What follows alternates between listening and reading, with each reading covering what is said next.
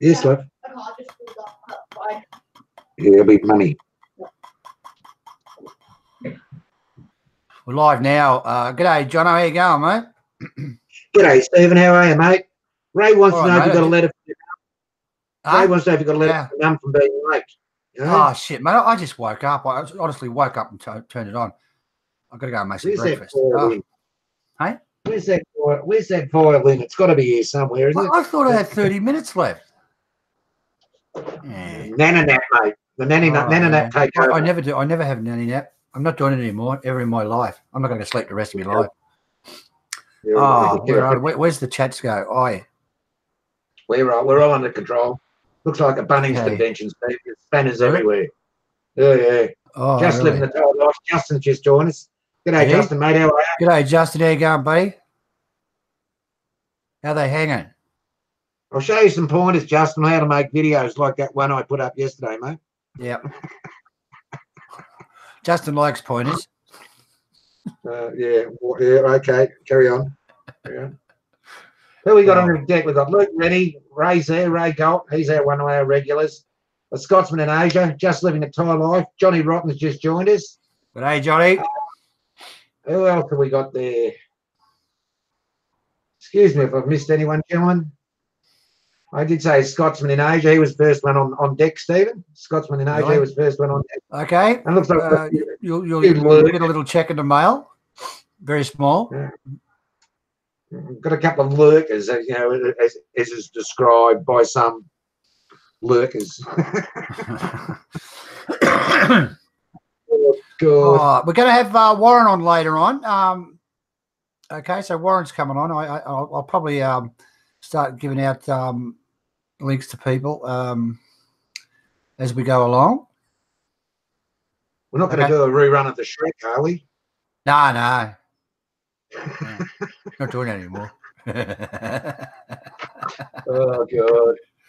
Warren takes it too serious. No, he doesn't. We're dead too long, mate. We're dead too long. We're dead too long. What's happening? Right.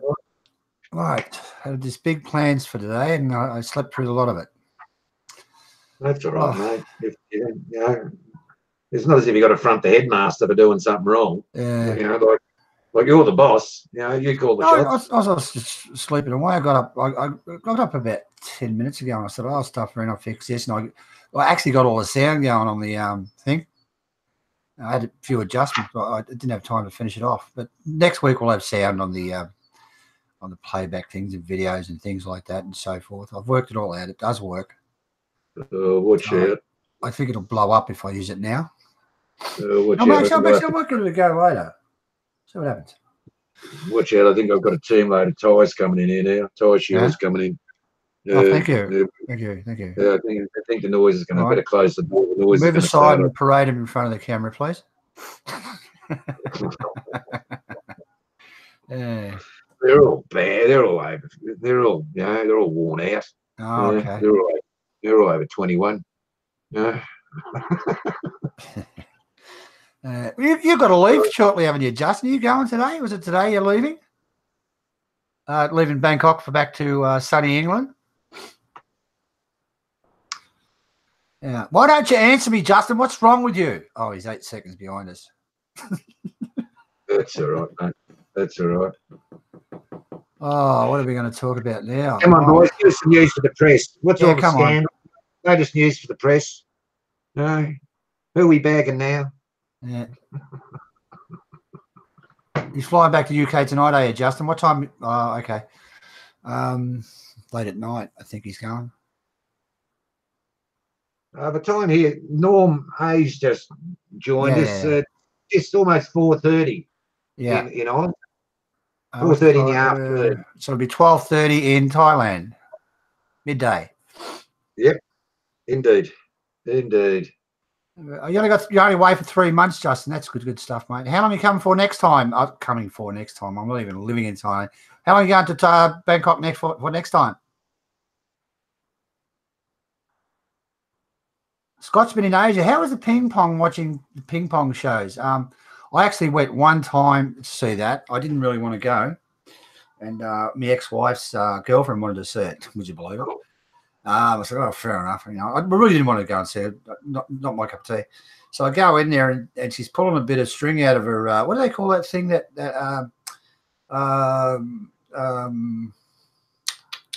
You know that thing. And she's pulling the string out, right? And there was carpet in there at the time, and everybody's walking on the carpet and they're dropping their chewing gum and cigarette butts and maybe a few boogers or whatever. And the string's hitting the carpet, right, where she's pulling it out of her whatever. And then she finished doing that, pulling the string out, and then she put it all back in. I said, oh, yeah. Ooh. Likes it marinated. Yeah, and the ping pong, yeah. And then she had a smoke. That was pretty interesting how she did that. What about the razor blades? You seen the razor blade? No. I haven't seen the razor blades. No. Normally, you know, normally when the razor blades come out, you know, like 2 or 3 blokes normally pass out at the, you know, pass out and faint, you know. But when you know how it's done, it's when you know how it's done, it's quite easy. The secret is it's actually a little leather pouch. Yeah. You know, a little leather pouch, and all the razor blades are folded over. Yeah. On a piece of string, and they come out like in a flash. No drama. All right. Yeah, interesting. When you know the secrets, you know, it's not very thrilling. Yeah. All right, we've got our roving reporter here, Justin. Could you try that out for us, please, Justin? See how you go with that? I might give him shit tonight. No, I won't, Justin. I'll leave you alone. YouTube doesn't like what, Ray? Oh, yeah, Luke, what's your language, mate? Luke, Renee, it'll block you straight away. Just retype that in if you want, mate. Leave out the naughty words you put in there. No, it's okay, Luke. My program will automatically grab it if you say the naughty words and anything about certain people. Bum gun. Scotsman said they'll have a close inspection. No, I didn't get up that close.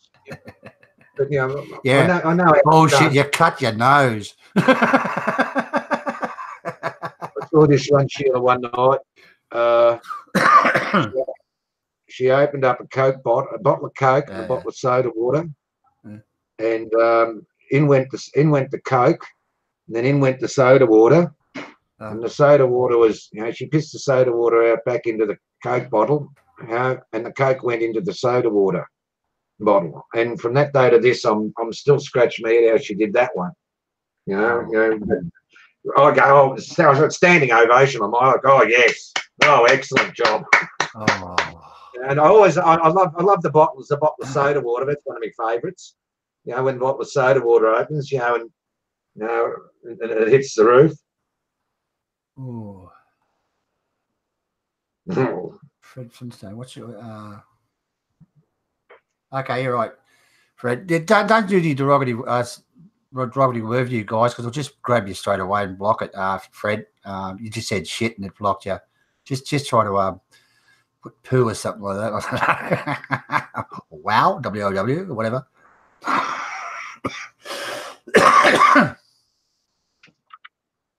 Stephen, can you take me in May? I'm not going to take you anytime, Justin. You're not my type of person. Are you there in May? That sounds disgusting, Jason. Reword that, please. Justin, I've got to call him Jason. What's change his name to Jason? It's more suitable, don't you think?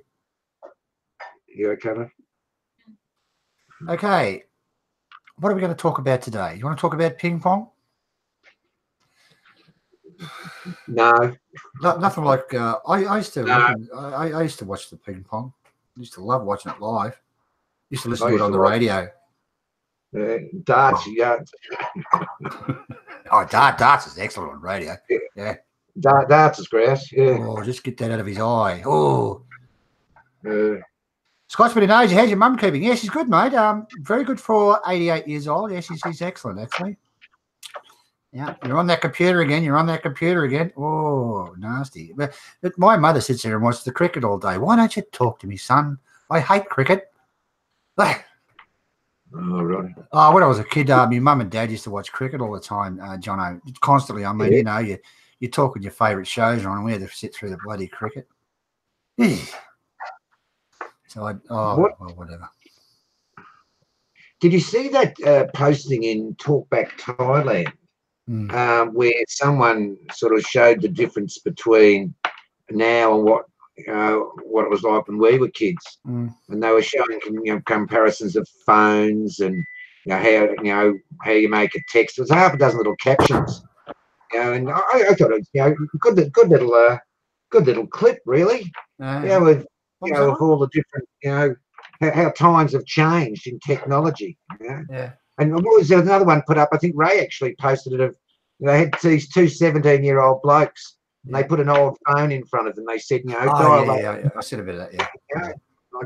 What's that? Didn't know how to use a telephone. Scott's been in Asia. Am I doing any videos in Tasmania? Yeah, I might do a couple, man. Look, my main theme's Thailand, obviously.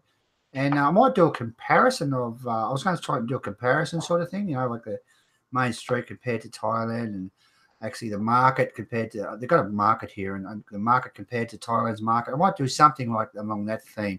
But I will do one on where I live, just a quick one. But Stephen, imagine it's Thailand theme, my YouTube Stephen, some people may not appreciate, what a beautiful place Tasmania is. Yeah, a lot of people don't even know what it is or where it is. And I was just going to suggest, like maybe you went for a drive in a national forest one day up there, or I haven't got the petrol money. I can't get up there. It's a good 5-minute drive. Get us a beer, please. Just at the back here, right? Johnny, 5 minutes right in the centre of the forest. It's really nice. Wow. Which national forest is that, mate? I don't know what it is, mate. It's pine trees plantation. It's unbelievable. Just up there it is. Then I got the what do you call this? Yeah, I'm actually on the coast. My mum's we're actually on the coast. Yeah, I walk out there and fall in this ocean. Yeah. Scott's been in Asia. Have you found any Thai ladies yet in Tasmania? I've seen a couple of Asian girls. I don't know whether they were Thai or not, but one time I was there, I did speak to a Thai lady. She was living here. There actually is quite a few Thai people here living in Tasmania. I mean, once they come here, they absolutely love it. They do not want to go home. Mel, I come with Mel last time, and Jono, and we went to Melbourne and blah, blah, and she reckons Tasmania is the best place she's ever been. She wants to actually live here, but, things can't. With the mum at the moment. Yeah, you got to look after her mum. Yeah, unfortunately. Could look after her mum at the moment. Yeah, it's very sweet. I was just thinking, some parts of Tassie is it's pristine wilderness, and it's been untouched for thousands and thousands of years, and it might be a nice little vid, doing a drive, through some of the bush up there to show some of the fellas, the natural environment. It's absolutely beautiful, Tassie. Lovely country. Some of the stuff is incredible, especially. I'll get up there and show them a few of the rivers. The rivers are just crystal clear. I mean, I've told you before, you can see the bottom. Yeah. Great. Really, really good stuff. Yeah, it is great. It certainly is, Luke. Fishing's very good in Tassie. I'm just above the natural. Half of, I think half of Tasmania is World Heritage or something like that. Half the actual state, right? It's I think it's half the size of England. I think, I'm sure. And half of that is natural forest and stuff. It's absolutely insane inside. It's like. You can go, if you go for a walk in the bush or something like that, or out in the forest, you go to places no human's ever been. It's not hard to do. Good luck getting back though. Woo. Pristine. Yeah, it's really nice. It's such a contrast to living in Bangkok for 9 years, coming to a small country town in Tasmania. Well, someone asked you, met any Thai girls in Tassie? Yeah, I seen one last time I was there. Yeah. Go to the casino. Oh, she was beautiful. Actually, she was good looking. Whoa. Go to the casino, you'd see hundreds, wouldn't you? Yeah. That's where they hang out. I don't really go there. I'm not really into casinos, but I might go and have a look. Dress up, go in there. We love you long time. No, what dress up? What? Is what? I get led to one of Ray Gould's dresses. I feel very powerful now. You borrow his oils. Yeah, he's all dressed up now. Just get him on camera, mate.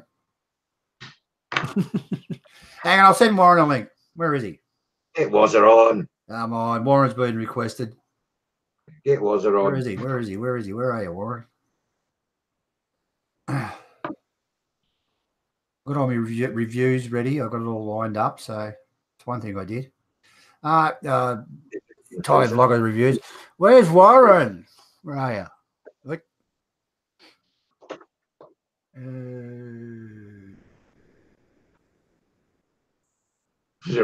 I sent him. I should be able to make it today. He said so. Here you go, Warren. Here's the link. No excuse, Warren. Come on. He'll be there. He'll be there. He's our good little soldier.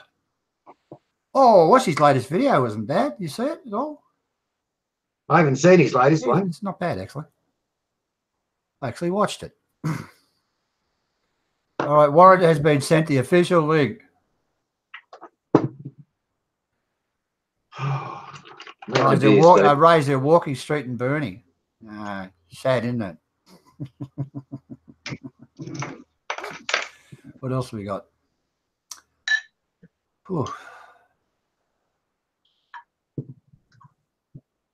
Scotsman in Asia. The problem with England is full of English people. Yeah. It's like America. Yeah. It's like full of Yanks. Great place, but full of Yanks, America. Yeah. I said that to my old man. He took me there. He said, what do you think of America, son? I said, oh, it's a great place there, but it's full of Yanks. Yeah. They're not on to that, are they? Oh. Yeah, no. Ooh. Okay. Come on, Warren. What's wrong with you? He'll be there. He's got to sign in, click on, get into Google, click 3 buttons. Yes. Agree. Yes. Oh, yeah. Warren's behind me backdrop. Yeah, Warren and Shania. They're behind the backdrop there. It'll actually be good if Warren fronts up with the same backdrop, which he has.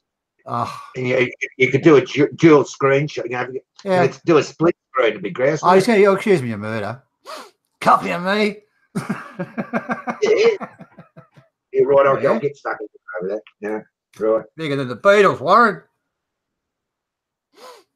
All right. How's that? All right. Okay. I was thinking of something. We talked about the pollution in Thailand, haven't we?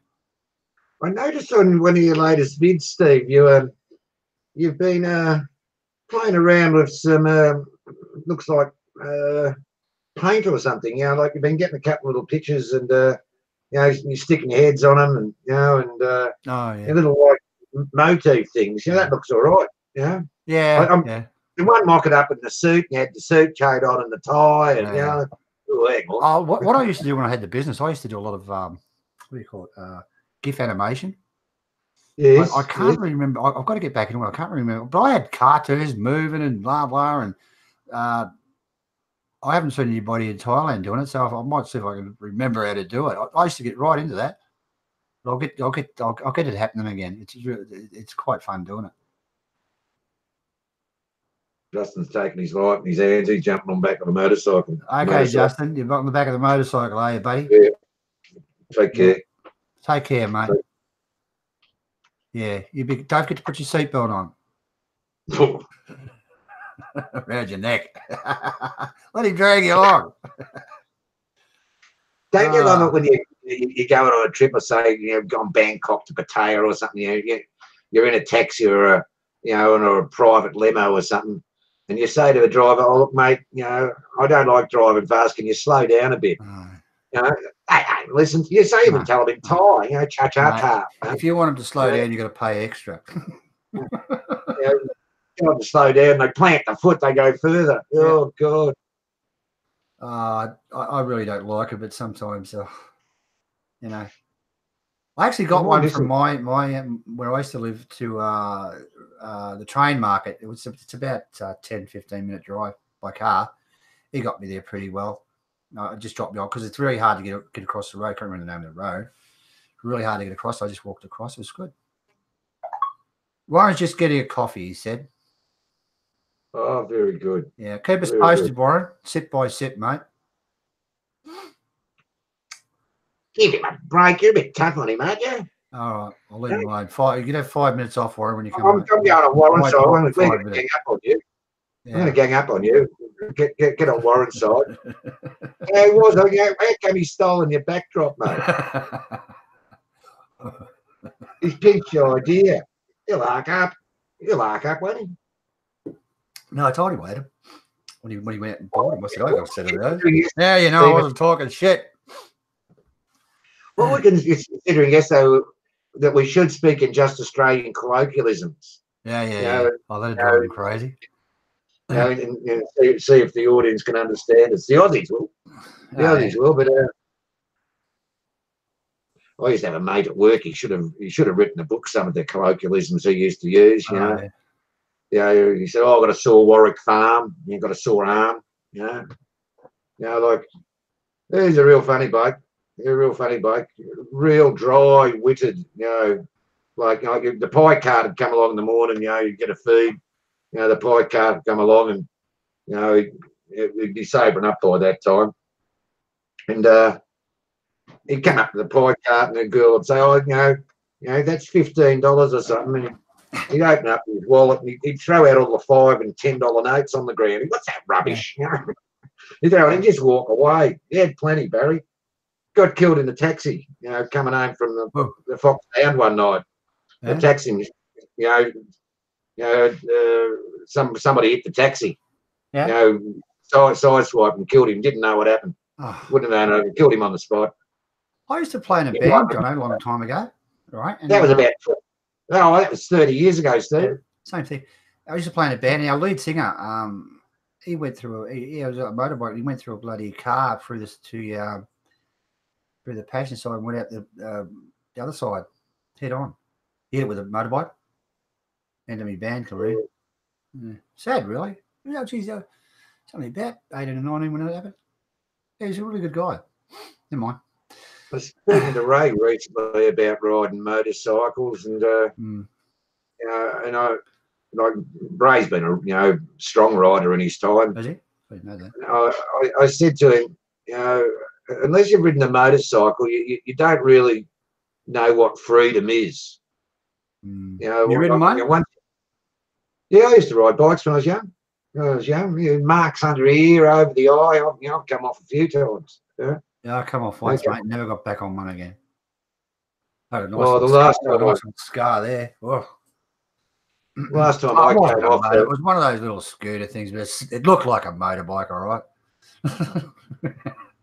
Last time I came off the tyre actually came off the wheel. You know, the tyre hit some tram tracks. You know, he was going over tram tracks and just got it when the tyre came off the wheel. Oh, well, that was nice. You know, the tail's going like this. I had a shield on the back too, you know. I said, "Yeah, you take the full face helmet, you know, Bird the Hero. You take the full face helmet, Grace." Yeah. She came off the bike. Her helmet hit mine, and my chin, you know, went for about a 6 foot. You know, use my chin as a brake, and you had to try and stop us. Sorry, men, are teenage escorts available in Thailand? Delete that. You're an idiot. Yeah. You're an idiot. You're sick in the head, mate. Go away. All right. Naughty boy. Okay. I'm not interested in that sort of shit. You know, go do it in your own company, you know, Sardine Garmed. You know, go do it in your own country, you know. Yeah. Anyway. Puzzling. About those, were they my boxer shorts before? No. My boxer shorts are all chocolate brown. I buy that colour on purpose now. Where were we? Okay. No worries. Warren's having a cup of coffee, is he? Oh, it's Sunday off. Chanya's with him, mate. He only gets one day with him a week. Yeah. No, he's going to speak. Come on, Warren. What are you doing? Oh, look, you want him to shut up in 10 minutes, you know. Keeps banging on the thing there. Have a cigarette. What are you smoking nowadays, Steve? What do you do? Extra. Extra what? I haven't had a smoke for about five days, I think, something like that. Chewing gum. Oh. Really good for you.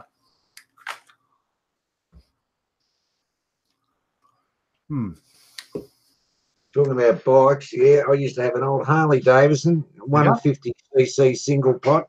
My first bike was a Quacker 250. Yeah? Yeah, a Quacker 250 was my first bike. You know, and I eventually, I did have a Harley. It was only a single pot. I wish I had it now. It'd be worth a fortune. Yeah. I did ride a big Quacker 900 at one stage. You know, after a couple of years, I got into a Quacker 900. Gee, they could move. I don't know what you're talking about. Kawasaki. They were the biggest. They were the one of the fastest bikes on the road before I think it was the Gaetana came out. Another Japanese version of the Gaetana came out. They could move. They goes, I was lucky I had a mate who rode bikes, and he actually, taught me, how to ride a bike properly. How to put your, what foot to put on the ground, and how to hold your hands, and it makes a difference when you ride a bike when you know how to do it properly. Yeah, not my. I used to go to matching ensemble and everything. Had a red motorcycle. I used to wear red jeans and black-eyed boots. And, oh, it was grass. It was matching ensemble. Yeah. Kawasaki 500. Very nice bike. Hello, WAZZA. G'day, WAZZA. Ladies and gentlemen, Warren. G'day, Jono. G'day, Mister. Mister. What's your name again? Like, you've been away from the country for like nearly a month now. I've forgotten who you call. What do you call yourself again? What do you reckon of this back to front, Warren? He's right. Like, hold on, let me just get the. I'm just going to get all the chat going as well here, so I can see what other people are saying. Give me a minute or two. They're all asking why you're copying my background. Why you copying background? What? Something. I've got a red splash screen on my live stream thing. Blah blah. Well, just you've been out in the sun, was? You've been out in the sun. We've got a bit flushed there. You look a bit flushed, mate. I just haven't. I've only just woken up, really. Oh, come on, Warren. Straighten your screen up. Hold on a second. Let me just trying to get everything working first. Give me a break. Open in a new window. Right. I want to put a new window over there. It's 1 o'clock. You just get out of bed. Mute that. Pop out the chat. There we go. Pop out chat. There we go. G'day, Ray. G'day, Johnny. G'day, Luke. G'day, Scotsman. Good on you, Was. Good on you. So what's new in your world, Was? What's happening? Not much. Absolutely not much at all. You put out a video the other day, like your daily life, I thought, yes, Was, just sit back and enjoy himself, take it easy. Johnny's been out to work, Was has played a few games. Johnny gets home, and she starts getting stuck into you, Was. The day's been nice and quiet, and the first thing that happens, she flies straight into WAZZA. Oh, welcome home, love. Yeah, good to see you. But isn't that married life? Yeah, exactly, mate. Exactly. Right, it's like there's nothing different to my other life that I used to have. Do you grunt at her? Do you grunt at her? Go, No, not real. Well, very, very rarely.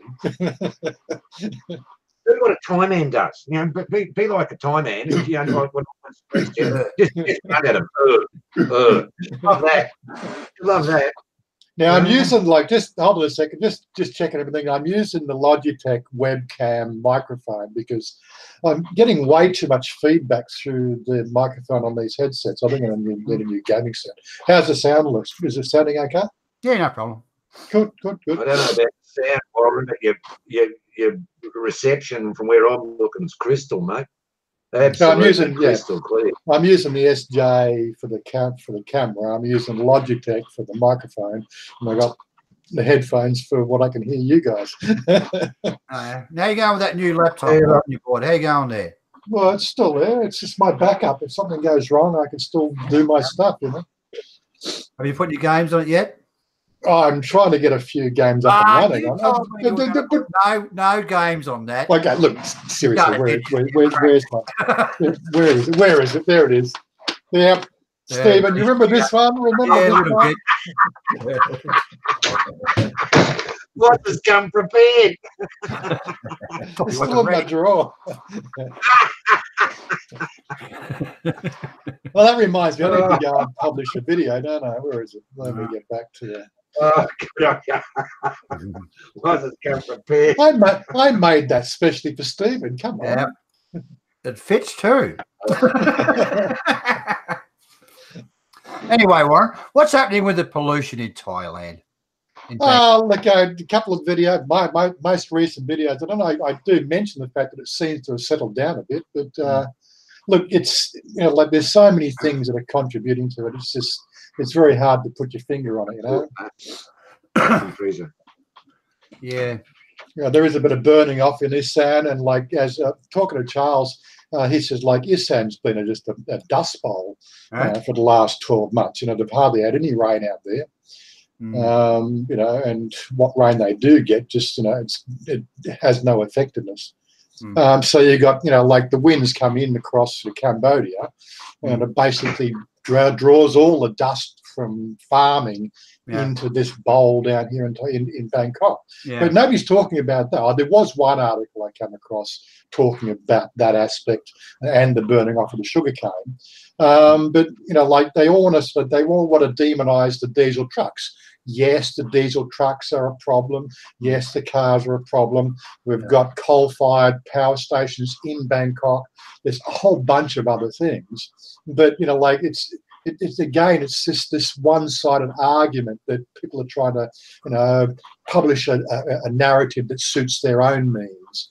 But they don't really sort of cover the fact that, look, how about we just get these farmers to do something about their burning off, you know? How about we go and sort of, you know, do something about global warming?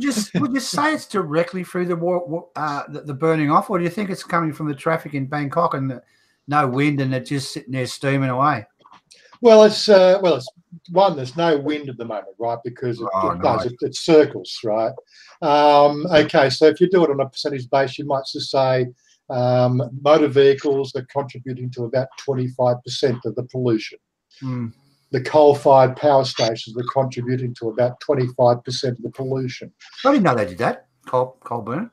Well, there's about 3 or 4 coal burning stations in the basin here. I know, when you go across that big bridge, you can see one of them, you know. Oh, right in the middle of the city, great. Yeah. And then, of course... I've known Bangkok. Bangkok has always been polluted. Always been polluted.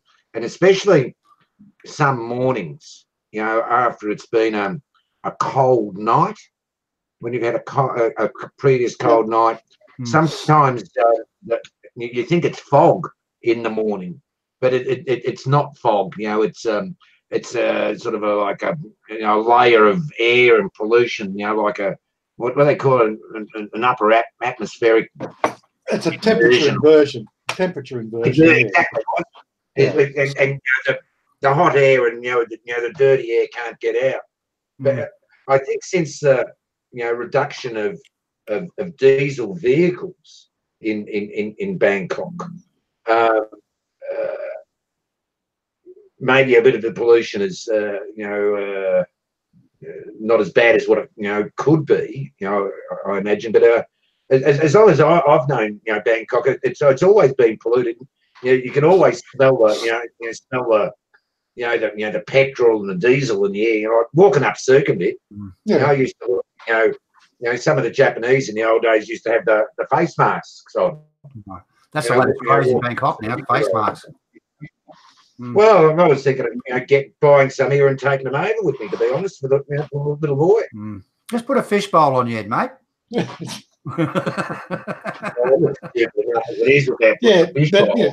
as I said, there's so many different narratives and the different political parties, and we've got an election coming up, and everybody's trying to get on the little grandstands. They can't do certain things in electoral sort of campaigning, so they're sort of trying to sort of win public confidence by sort of saying certain things. It's all a different narrative, By and large, it's the fact that it's just, nobody wants to face the fact that there is a, the man-made aspect of, global, let's just say, not say global warming, let's just say man-made environmental impact over the last 150 years, right? It's starting to come to the fruition of, this is what you do. It's only going to get better, isn't it? I'm not going to argue with people about that. There's different organisations and different narratives, and this thing here, we've got 5,000 scientists who say it's all bullshit. Come on, just wake the hell up. 150 years ago, there was less than 3 billion people on the planet. Right now, we've got 7. Now we get 7 billion, right? Right, and we're just pumping out pollution like left, right, and centre.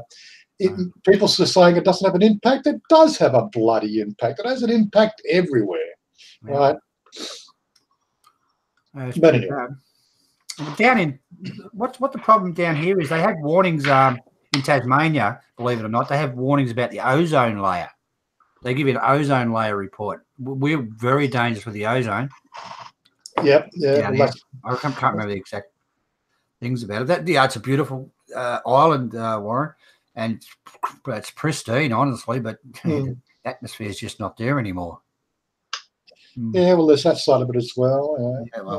We're destroying the planet. But getting back to the pollution in Bangkok, I don't know if you've noticed, Warren. You see some of these buses going past, the ones without the windows. Oh yeah, absolutely pissing out smoke.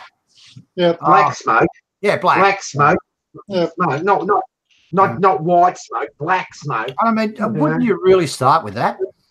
Well, that's what there is a push, and I think that there is something that the LTA, was it the Land and Transport Department, LTD? That doesn't sound like that doesn't sound right for some reason. Yeah, but there's a sign that they're going to be sort of doing roadblocks and stoppages and sort of finding. I hope they do. I really do. Yeah. They've got to up. Another room. I can't even remember who was telling me they're going to start implementing the tuk-tuks all battery powered. So that'll be good if they get all that done. That'll take quite a bit out. Let me bring up Thai Visa Sunday. What do we got first? This week, the week that was in Thailand news. Okay. That's uninteresting. Mexico. No, there's nothing to do with what do we got about Thailand? It's interesting how the news always seems to go to international on the weekend, but the weekdays. Do you follow politics in Thailand too much? Not really. I was going to say, who's your tip for Deputy Prime Minister? I don't even know them, so can't even comment. Same here. I'll tell you now, Prime Minister will be General Prayut. He will be Prime Minister. And the Deputy Prime Minister will be Suthep Thaugsuban. Mark my words. Here's a Reuters article, the headline, rival groups demonstrations in Thailand capital on Saturday with hundreds of people demanding quick elections to end the military rule and a much smaller group of pro-junta supporters saying it was too soon for a vote. Fair enough. It's off with their heads. Hose them down, hose them down. Thailand is a very complicated democracy. Yeah, I saw an infographic the other day about how there's 500 seats in their parliament and things like that, and the way it's all broken up. Wow, it's just the arrangement as parliament at the moment. There's some conjecture because there's been a military regime. They have brought in legislation saying that I think it is 1/3 of the delegates will be from the military. To maintain military background. They may not be military because in the population.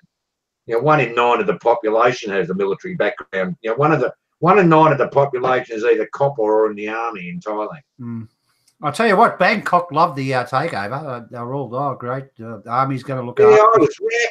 I was wrapped with the takeover. It stopped all the killing on the street. It was the best thing that ever happened was the military coup, in my personal opinion. Do you reckon there was a lot of killing going on there? Mate, there was heaps. There was heaps going on. You know, people throwing bombs out of ice shops and, you know, throwing bombs at innocent people. You know, like the extremist attitude came to the fore, you know, back in 2014. I followed it extremely closely. You know, and, you know, certainly nobody, you know, wanted a military government, but nobody wanted to be killed on the streets anymore. You know, so, you know, well done the current government of Thailand. At least they've stopped them, you know, the massacres on the street, you know, of innocent, women, kids, you know, and blokes trying to look after their families. You know, that's all been stopped. You know? But yeah, got some interesting comments here, guys, when you finish talking. Yeah, like, you can watch the comments. I'm just reading this. I've actually got the infographic. Prohibited from running for office. Drug addicts, bankrupts, owners or shareholders of newspapers or mass media businesses, those whose voting rights are prohibited, revoked or suspended, and I think that covers a good deal of some of the population. Sentenced to imprisonment or imprisoned under a court warrant, been out of jail for less than 10 years, except offences committed through negligence and petty offences, dismissed from state services due to dishonesty or wrongful conduct, had assets seized due to unlawful wealth or sentenced to imprisonment for corruption, convicted for malefice or public fraud, dealing in narcotics, owing gambling debts, human trafficking, money laundering, convicted for electoral fraud, holding a post in a government state agency or local administration, Senate, Constitutional Court, or independent organisation, which is strange. So I would have thought that holding a post in government state agency would be classified as military, but you know, maybe it's not. Prohibited from holding political position if they've been prohibited. Yeah, so there's a whole bunch. That covers it all, doesn't it? Listen, guys, what do you think about the Thai baht after the election? What do you think is going to happen to the Thai baht? I hope it comes down, but you know.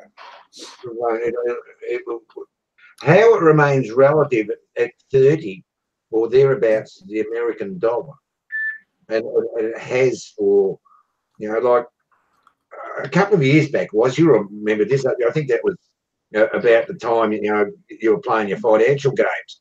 You know, like we were 108 to the US dollar.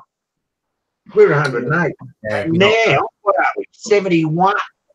You know, so what? 30. You know, what's that? 38.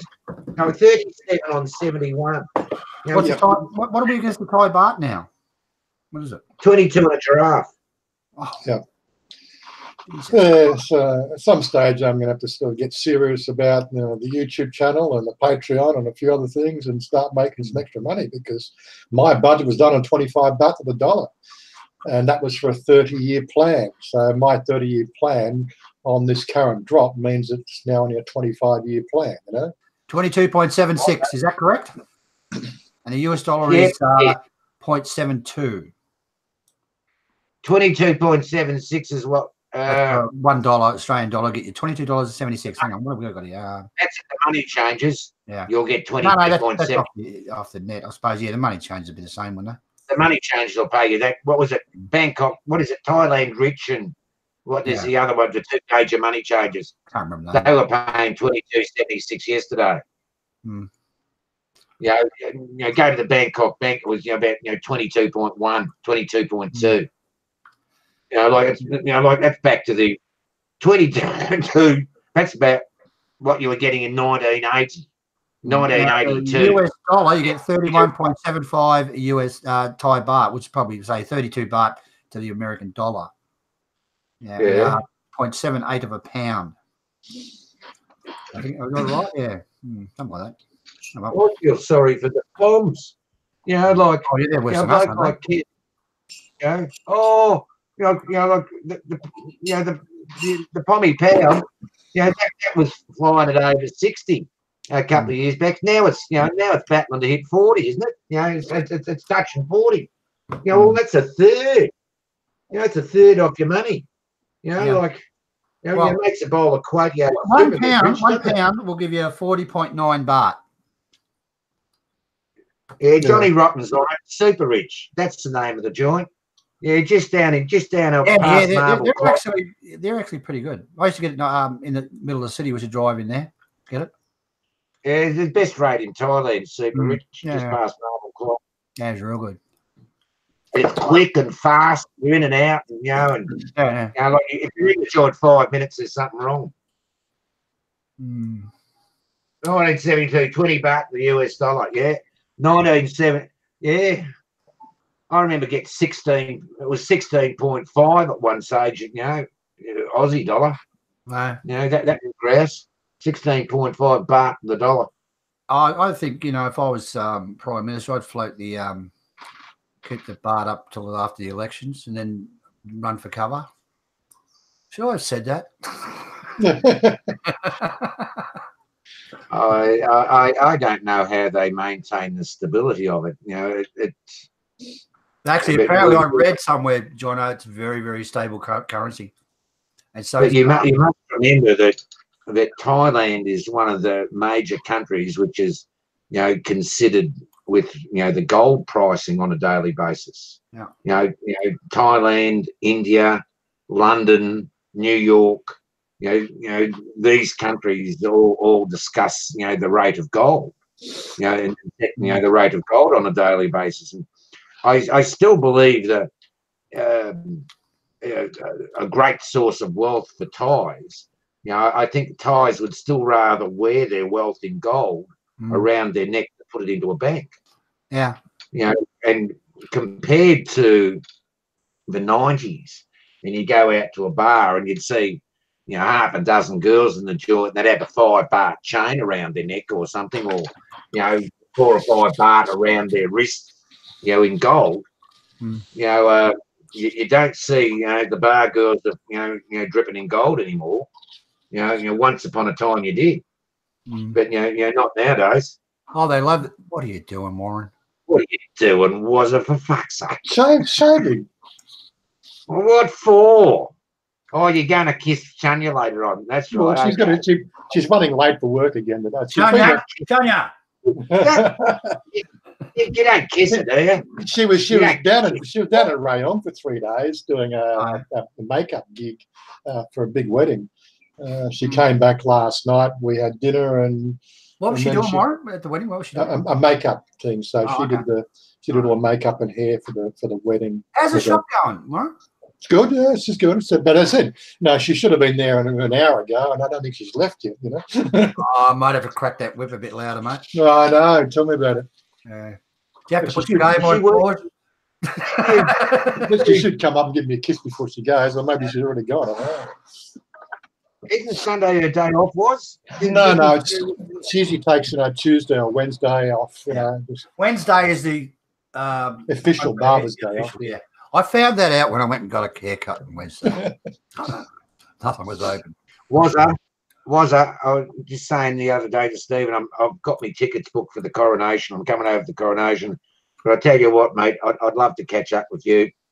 Yeah, I'm always up. Yeah, always up. I'd love to catch up with you. I'll invite you up to my hotel or something, or whatever. We can go out for a feed. But I owe you the courtesy. If I'm going to be over there, is to chase you down, mate. Yeah, if you go out with Warren, you guarantee a good night. He's actually a fun guy to go out with. Yeah. Stop talking. Well, I did 2 meetups this week. We did with Tim and Justin. Yeah. G'day, Justin. I see you there. And we had a pretty good day out at the shopping centre. Yeah, you met them all at Hooters or something, didn't you? And then that was the following. No, bullshit. And that's why I've got this backdrop. I just noticed that's the same backdrop as mine. Hey? I know you noticed. Did you steal it? Did you? Oh my God! Yeah, and then of course we did the Hooters one 2 nights later.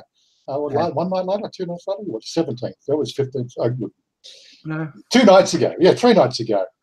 Oh God, that was 7 hours of drinking. God, that was amazing. I could actually formulate sentences at the end of it. You left poor little Justin out in the street and he got lost. I think that when we're in the last bar, they just said, let's give go. him a piece of paper with his name and address on it. And get a taxi car and put his name on his Everybody just gets up and just says, we're going now. So we all get up and pile out of the place. And like, seriously, it was like that. They're all gone. Where they all gone to? How did Big Fat Bestie go? Oh, it was fun. It was fun. Yeah, we had a mate of his out there as well. We won't mention who they were because he wanted to be off camera. Yeah. So it was the four of us having a pretty good time. Yeah. Doing all the sort of what's the mongering? What's the word they use? Whoremongering or something. I don't know. Whoremongering. Hey, listen to this. Just living the Thai life, Jono. I will be there in May. Hopefully, catch up. Had a great night out with Warren and Big Fat Bestie. The next day was spent in bed. That's disgusting. Do you really understand what you just typed in, Justin? Yeah, Warren's an Aussie. Warren did, Jesus. The next day, the three of you spent in bed, did you? Well, it must have been right. Too many Zambucas. He just couldn't handle his Zambucas. That's what it was. I tell you what, Stephen, I'll pick up with that little bastard. I'll get him that blind drunk, get him in the gutter and start taking photos. You know, Stephen, we have that, with the Aussies like a beer, but they say we drink a bit in Victoria, but I tell you what, the New South Welshman like WAZZA is, I think they can bury us any day of the week, really. Like Warren would be a 12-can man before he started to fire up, I reckon. Well, actually, not so much these days. I tend to drink the whiskey as opposed to the beer because the beer bloats me up and makes me feel off centre, whereas the whiskey I can drink that pretty much all night.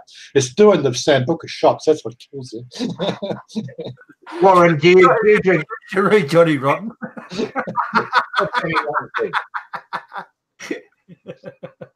Justin Sandwich, yeah. The Justin Sandwich. Get your mind out of the gutty, Johnny. Come on. Was you a Thai whiskey drinker? Did you?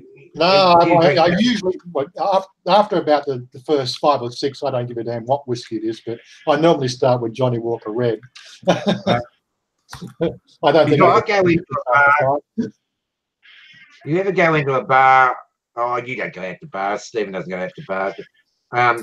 You go into a bar if you order Sangsom. They look at you. And they say, whatever. Samsung. Samsung. No, you're talking over each other, guys. It's rum. Rum. I know. I drank a bottle with with my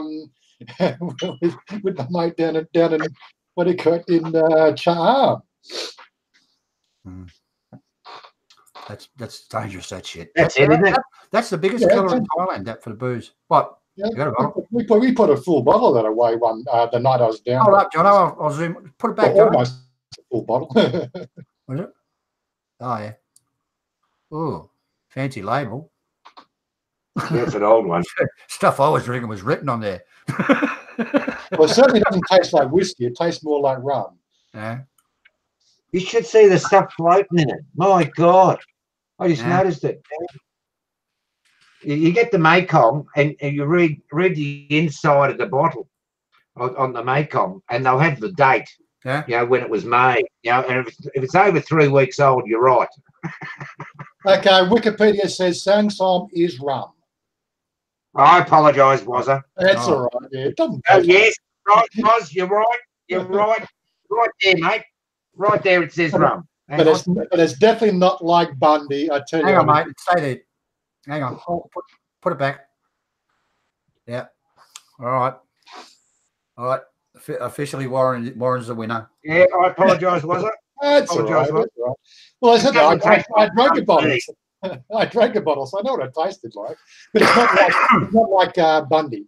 Bundy is a definite rum flavour, and it's a sort of, where's the rum? Where's the rum? That's the Bundy flavour. Samsom is like, it's like a watered down version. You know, I said after we drank it. Two of us drank a bottle, you know, full 750 ml bottle in one night, and I got up the next morning feeling quite fine. I don't think it was a full bottle. I think you could already open it, but at least 3/4 full. I pour half of one of these into a hip flask with me and go out. You know, and that's me traveller, me EDC and bangers. You know, and you know, I pour that into a hip flask, but if I'm having a water, I always put a little bit of a nip, you know, of the Samsom in, you know, just to take, you know, the chance, you know, in Bangkok for me. But I like it. You know, we've all got our own poisons, haven't we? We've all got our own poison what we like. But you know, if you're in Thailand, I can't really think of a nicer drink of Mekong or Samsom and water, you know, with Thai food. It doesn't. Not a strong drink. Not a strong drink. It's not strong.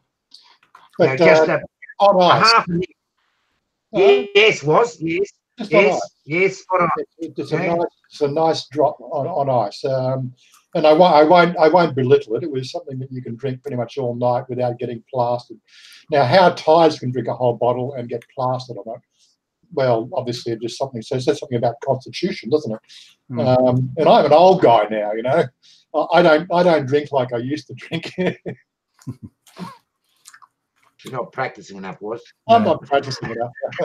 Without elbow bending practice. No, I bet you Chanya's not a drinker, was it? I bet you Chanya doesn't drink.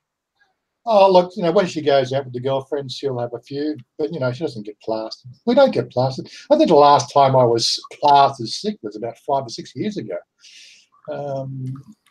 You know, she rubs it into it rubs salt and when we talk about drinking about that night. I came home and I threw up. Right, and they said, well, what about the night 3 weeks later we went out to a dance with your friends and I had to sort of carry you out of the bar and you threw up out the front. And they said, shut up. So, you know. I remember I had a bloody toe Malone one time. She wanted a few drinks. God, and decides it's Mike Tyson. Ah, she's taking swings at me. I don't know what for. So what are you doing? She goes, after a few, I'd take a few swings at you too, but you pissed off early. Oh, oh, who's joined us? Oh, look, my two bar. G'day, MTV. My two bar. Hey, mate. What was that drink called? I'll go up a bit. Where was it? Mekong. Mekong. That's the homemade stuff, isn't it? Yeah. It's I reckon the Samsom's a better drink than the Mekong. Mekong is the biggest killer in Thailand for alcohol. Did you know that?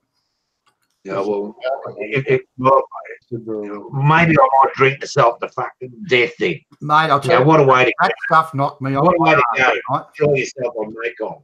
No. Yeah? I was getting it for 80 cents a bottle, probably the same size as your bottle. 80 baht, sorry. Oh. How much are those small ones now? 80 baht? Oh, on the side, you know, not in 7-Eleven, but some of the little shops will sell it to you for 80 baht. Oh, beautiful, isn't it? Lovely.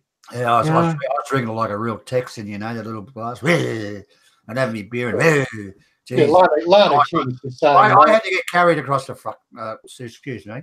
I had to get carried across the road. Yeah, Lana King's the saying Lauco is homemade. What's that stuff that Kevin used to show on the screen?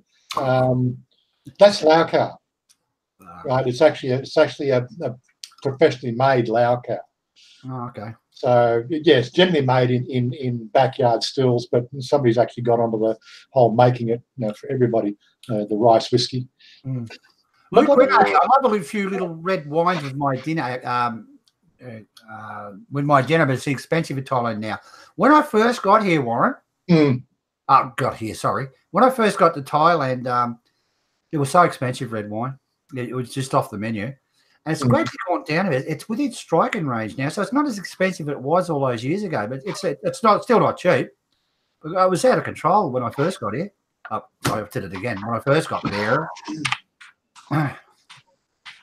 Well, what are we up to? Just looking to see if I can find some pricing. My two bars. Speaking of beer, was he went out with Johnny right and something happening in there for a beer and go, but you struggle to keep up with him. Yeah, I can imagine that. You have to be an Aussie. He's got me booked in, my two bar. He wants, he wants to know my exact movements in Thailand. He's coming into Bangkok. I think he wants to sort me out. Yeah. I think he'd be a fun guy to get out with, actually. Anyway. But I'd love to come and see you, Was. We'll go out. I'd like to go out for a meal, mate. Go out and have some nice food and a few beers and, just a bit of chin wag and be lovely, mate. Sit back and watch the world go by. Get a nice view of it all. Well, do you stray far from home, or do you sort of, you just like to, stick around the local neighbourhood? For me, I look, you're the guest in the country, and I'm like the wingman. I like, that's the sort of way I'll do it. Like, what do you want to see? Like, I don't need to show up anything. I live here. But Right. I was the same, really, John. I used to hang around my area. You get to know the local people and so forth. But I had a lot of what do you call it, food carts? And there's one of the food carts, an actual little bar thing. I used to sit there and wipe myself out and try to get back home across the road.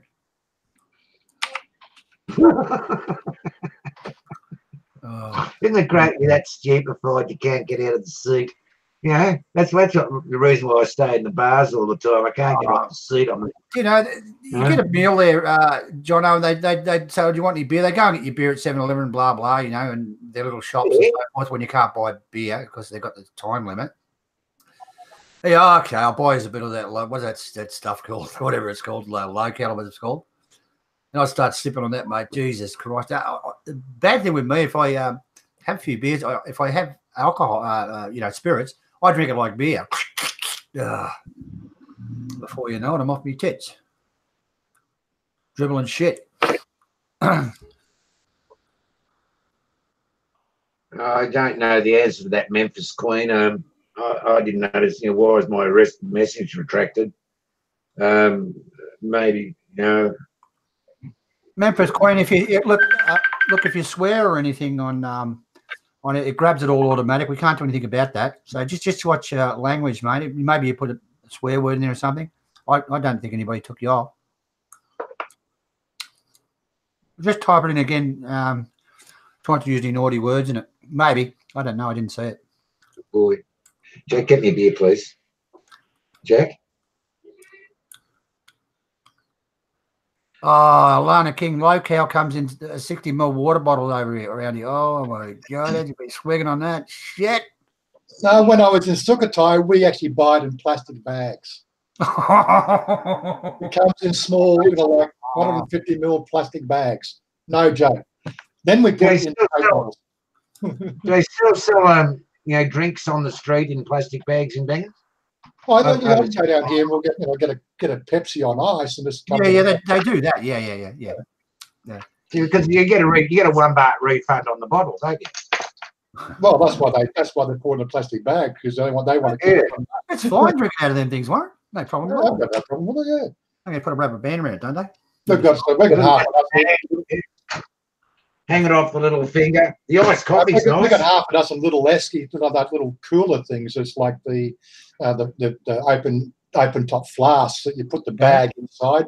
That stops them from falling over, and then it's like a big cup, with 2 or 3 straws in it. We all drink out of it. Yeah, it's quite common.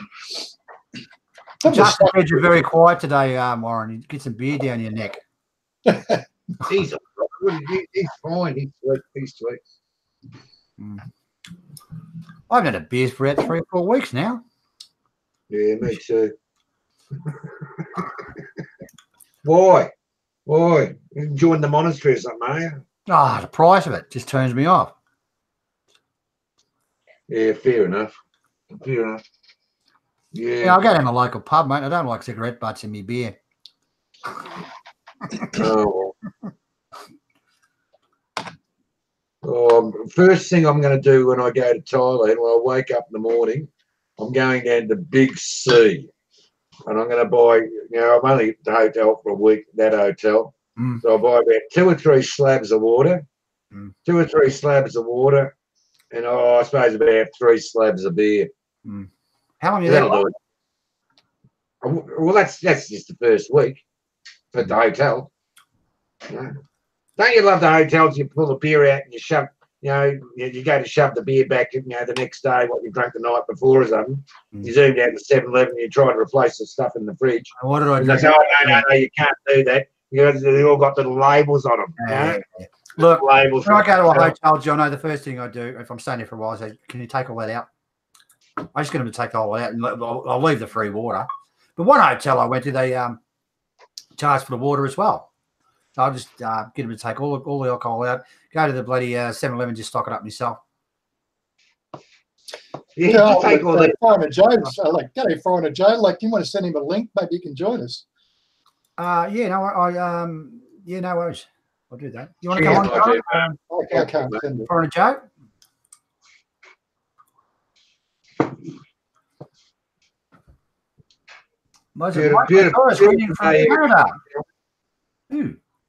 Lovely pristine day here in Melbourne. You get, skies, lovely crystal blue, go on, the sun's out, about 28 degrees. Lovely day, lovely summer's day in Melbourne, guys. Same here, mate. It's beautiful. Beautiful day. Beautiful day. I tell you what it was, like people complain about the pollution in Bangkok and, say all that stuff. But I tell you what, mate, if I had a choice now of sitting here or being in Bangkok with the pollution, I'd be in Bangkok, mate. Yeah. Like, don't worry about that. A bit of air pollution wouldn't worry me. Like, if you're going to die of air pollution, you die from the air pollution in Bangkok, you really haven't enjoyed yourself, have you? Well, I was saying to one of my mates the other day, if you worry about it, just don't go out when there's no wind. Just, But then again, you jump into a taxi and you get out of the taxi, you go into the shopping centre or whatever, Century 21, of course. And, you're very rarely out in the atmosphere. So, I don't know, up to yourself. Well, there was the video I did with the first meetup and that day in the life of. I show the camera facing east, and you can see it's just a dark cloud in the east. And then facing west, it was in a bright sky. Where we live here, it's like, we miss it. It's like you have to go down 10 kilometres down the road before you start. Oh, come on, Warren. You're saying it's cleaner where you are? It is. Yeah. We've only got the fish carts and the barbecue smells. We don't actually have too much of the pollution. Oh, you're a fair way out, though, aren't you? Yeah, we're good. Very good. Was 35 kilometres out of the city. I was something. Oh, geez, I was about 3K from Sukahorn Road. Yeah. Yeah, steaming. But anyway, never mind. I never had much problem with the pollution there, Warren. I think most of it comes off Sukahorn Road, I'd say. It wasn't much. Well, most of the pollution you're actually taking in voluntarily, with your cigarettes and shit, I don't smoke, Warren. How can the Thais stop the so-called pollution from smoke in Thailand when their major primary production product is rice, and it's fundamental in the growing of rice. That once it's being planted and grown, and it's died off, they burn it. They burn it. How else are you going to get it out of the ground? Burn what? They burn it. The rice. Oh. They burn it. Once they've taken all the husks off, they burn it. And those ashes, the ashes, refurbishes, the nutrients in the ground, which makes the rice grow for the following year. Now they've been doing it for 1,000 years. I can't see it changing now. How else do you get rid of rice apart from burning it? Once you harvest the crop, that's the only way you get rid of it. So it's got to be burned. So as long as Thailand remains one of the you know, the 3 major rice producers in the world. You know, I can't see anything, you know, changing really. That's, you know, that's just, you know, the nature of the game, isn't it? I think there for a while it was the top producer of rice in the world, wasn't it, Jono? Sorry, mate? I think for a while it was the top producer of rice for a while. Yes. Yes, it was for many years. You know, they went down to number 2. You know, I put 3 in just to try and be cautious. But, you know, there's certainly, you know, the world's greatest, you know, producer of the, what do they call that, homali rice, you know, the jasmine, you know, jasmine fragrant scented rice. I don't really know. Tell you what, rice first, how many kilos of rice does your missus have, was in the house? I don't know. We've got a couple of big bags downstairs, so I think they're 10-kilo bags, are they, or 5-kilo bags? The size of a cement bag, you know, and weighs about the same. Yeah, yeah. A minimum of 40 kilos in the house at any time of rice. You know, yeah, like my missus has got, you know, half a dozen, you know, different sorts of rice and buckets all over the joint out here. You know, like it's like collecting. You know, like she gets less than 20 kilos of rice, and in the pantry here, you know, there's a major problem. Oh, they love their rice. I really love it.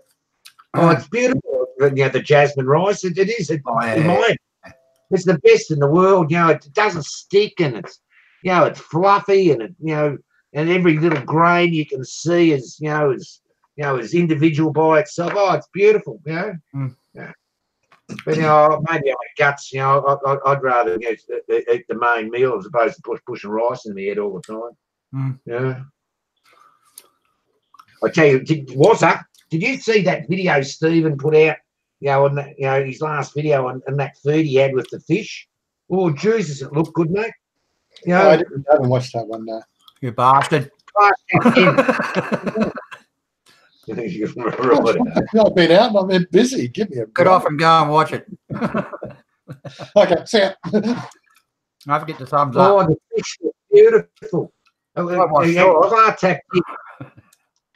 Sorry? You know what that means in Thai? What? Pla tap tim. I don't know. Pla is fish. Tap tim is ruby. Is what? Ruby. Oh, a ruby. Red fish. Oh, red fish. Oh, it's bloody beautiful. Honey. Oh. Ruby fish. You know, top of the range fish. You know. Yeah, it's beautiful. It looked like meat grob on top. Oh, it looked beautiful what you were eating, Stephen. Yeah. You know?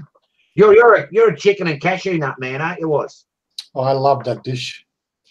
And the chicken's got to be charred. I like it's got to be done in the barbecue sauce and red hot. They're better off when you get the red hot wok and they throw it in there, it burns it a little bit and puts that flavour through it. Whoa, nice stuff. That really is the best. That chicken and cashew nuts dish is also one of my favourite meals. I've found the best place in Bangkok for getting that dish is at Gerdes Market.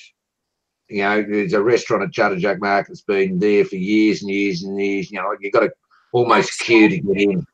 But you know, if you go to Gerdes Market and you buy the chicken and cashew nuts there, oh, it's deluxe. It is, you know, like you don't even feel like biting into the cashews. It's that good. You know, like, it's a lovely meal. Was lovely. That's your favourite. Come on, paying. That's your favourite. You've been playing. Well, I've been playing with this new app that I think Larry sort of pointed out. It's a lot of fun. Snake's head fish, Johnny Rotten just passed comment about. That's what the Thais prefer to eat. That's that's the number one. It's a very popular fish. It grows in all the rivers. You know. Oh, please, I'm getting hungry thinking about Thai food. Thank Christ. Hey, Bob. Good afternoon. How are we all? Yeah, we're pretty good.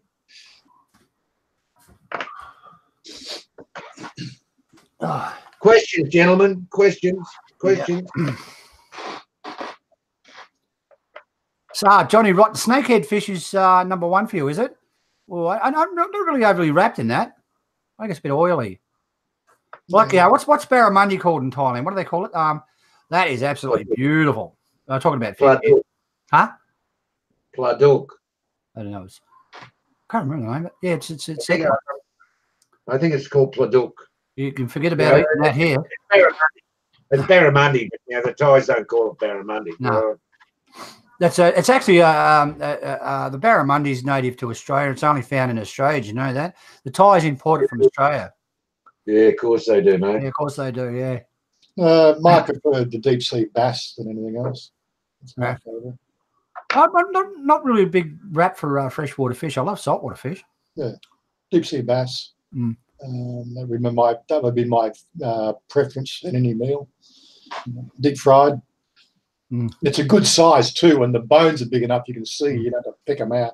It's one of the things I don't like about the snakehead fish is the edge bones. They seem to like don't matter how careful you are, you always get a bone in your mouth. Never been a good one with that snakehead fish. And what's that other one? That catfish one? No, bottom dweller.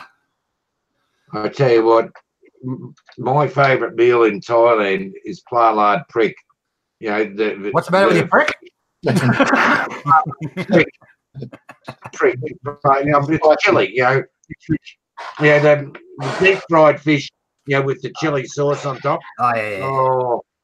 Oh, mate, I'd kill for that now. But when we go out to when we do the floating restaurant out west, the one that we tend to get is like, I think it's the snakehead fish, but it's done in a tomato flavored spicy sauce. Yes. And we always buy that. And although it's spicy, it's just one of those spices. I think the tomato edge really makes a difference. Girlfriend ringing. I smell actually. Well, you've just hung up on it. I'll kill you when you get home. Yeah, Luke Rennie's right. Barramundi is pong. He's right. Sorry. Pladuk is the catfish. Catfish is a bit different to barra. That's for sure. But as far as the barramundi eating that in Thailand, that is extremely suited to being steamed. And they've got the ginger, and then they've got the shallots, the spring onions on top. And that's just it's almost as good as Jap food, isn't it? Almost as good as beautiful, nice fish.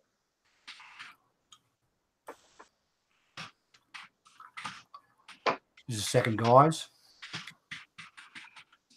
God, I'm popular. Oh, Mr. 747's got it. Moo Grob is the best. Crunchy, or crispy pork. There's another favourite of mine, Moo Grob. You can't get it here.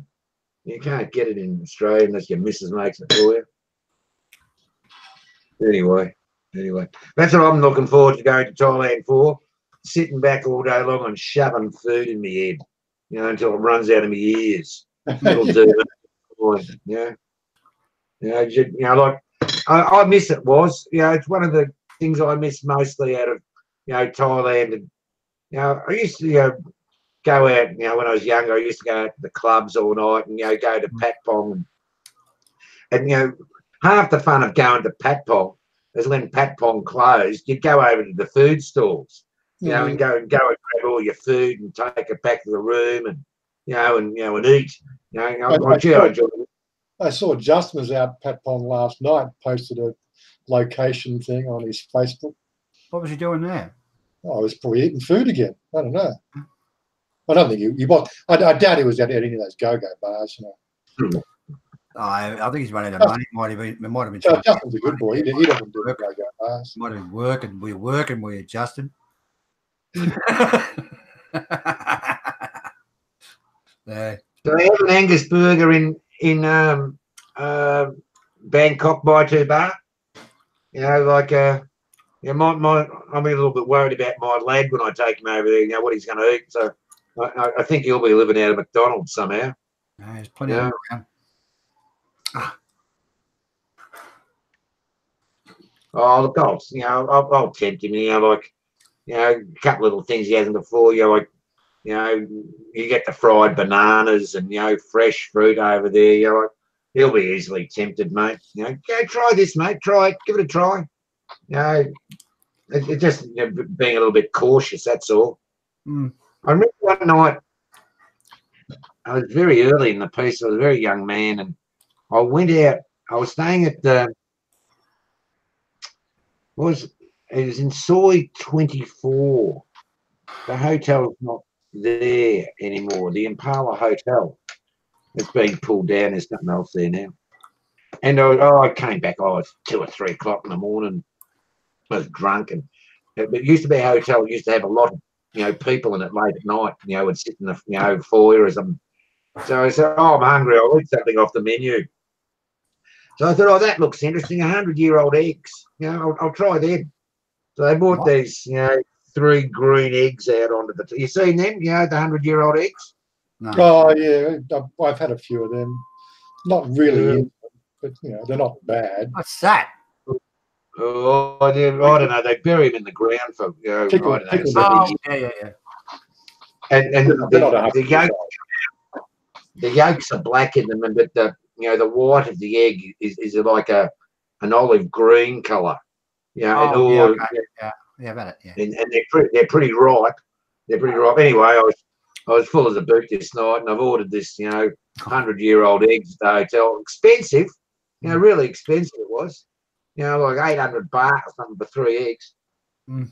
There's also the other egg that you get that when we go to when we've gone to places and they do the big smorgasbord stuff, the egg comes out and the actual egg white is actually clear, like a clear. Yeah, that's the same thing. John, I was talking about. It's similar. Yeah, have you tried the ones on the skewer? They have them on the barbie. They've got curry in the middle of them. No, I haven't tried those. Really, really good. If I see them, I'll give them a try. Yeah, nice. They have them on a stick. You get 2 or 4 eggs on it. They barbecue it. It's really nice. Mm. Anyway, you want to have a look at a few videos, guys? Yeah, I just up the meet up at Hooters one 40-something minutes ago. Oh, I don't think I've seen in Hooters. I don't think I want. I don't want to go there. I don't want to meet up with you at Hooters. I'll meet up. I'll meet you at your little hotel or something for high tea or something. Is that all right? Meet him in Pak Pong. It was just a meet up. Take him to the Aussie bar in Pak Pong. Yeah. It was just a meet up. We met up and we went to Nana, and that's it. I'll introduce you to me lady boy, mate. You know, and he's a lovely man. He's a lovely bloke. Yeah, he really is. He's not a lady boy anymore. He's got a beard, and you know, and he's bald, and he's got a ponytail now. And I tell you, he started off that joint in Pattaya, that Simon's Cabaret. He started that off years ago. But you look at him now. He's older than you. He's old as I am. You know, he's got stubble all over him. And I tell you what, he's still got the best tits you've ever seen in your life. He's still got tits and a beard. That'd be interesting. Oh, he's got great tits on him. You know. But he's a lovely man. He really is. He's been single all his life, and he continues to look after his elderly mother. He's a lovely bloke. Good on him. A lovely bloke. All right, let's have a look at a couple of videos this week, gentlemen. What's right on about dying in Thailand? Hang on, I'll just lock it on, and I'm going to lock it on the screen, make it big. There's Robbo. Okay. We're dying in Thailand, aren't we? Dying in Thailand, yeah. Oh, yeah, great topic. Yeah, carry on. Okay. All right. Anybody watch this one? I saw a bit of it, but I found it a little bit depressing. Oh, okay. You know, from the point of view, you know, like I'm 63. I ain't got another 63 years left. Oh, okay. You know, I watched. I sort of flicked through it. But, you know, yeah, righto. Yeah. Okay. I wouldn't mind dying in Thailand. It doesn't matter where you die. Yeah, wouldn't mind dying in Thailand. You know, burn me. You know, throw me ashes over a rice field. That'd do. That'd do. Okay, come on, get your act together. Where are we? Bloody ads. Get the bloody ads up. Oh, he's got 11,000 views. Wow. That's like that topic. Death is extremely a sacred subject, you know, in Thailand. You only ever do it once. You know, how the Thais, you know, respect people in death. is greater than any other country I know. They are extremely reverent, and pay homage, to their dead like no other nation I know. They're extremely respectful. I went to a Thai, they're very superstitious too about it. They're very superstitious. Okay, we've got Ian Black here. Now, I've watched this video. It's really, really good. He talks about safety on the motorbike in Thailand. It's actually not a bad video. He's done a good job on this one. You want to get that? It's Ian Black. He would just do so much better if he just smile a bit more, He's always too damn serious. He's a nice guy. I like it. No, he's a very nice guy. I did a video with him. I was with him. I think he done a video with me. I'm not sure. Done 400 of the WAZZA. You get him off camera, he's happy, he laughs, he jokes.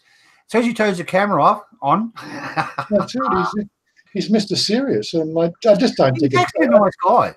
It would be so much better if he just was a little bit more relaxed about it.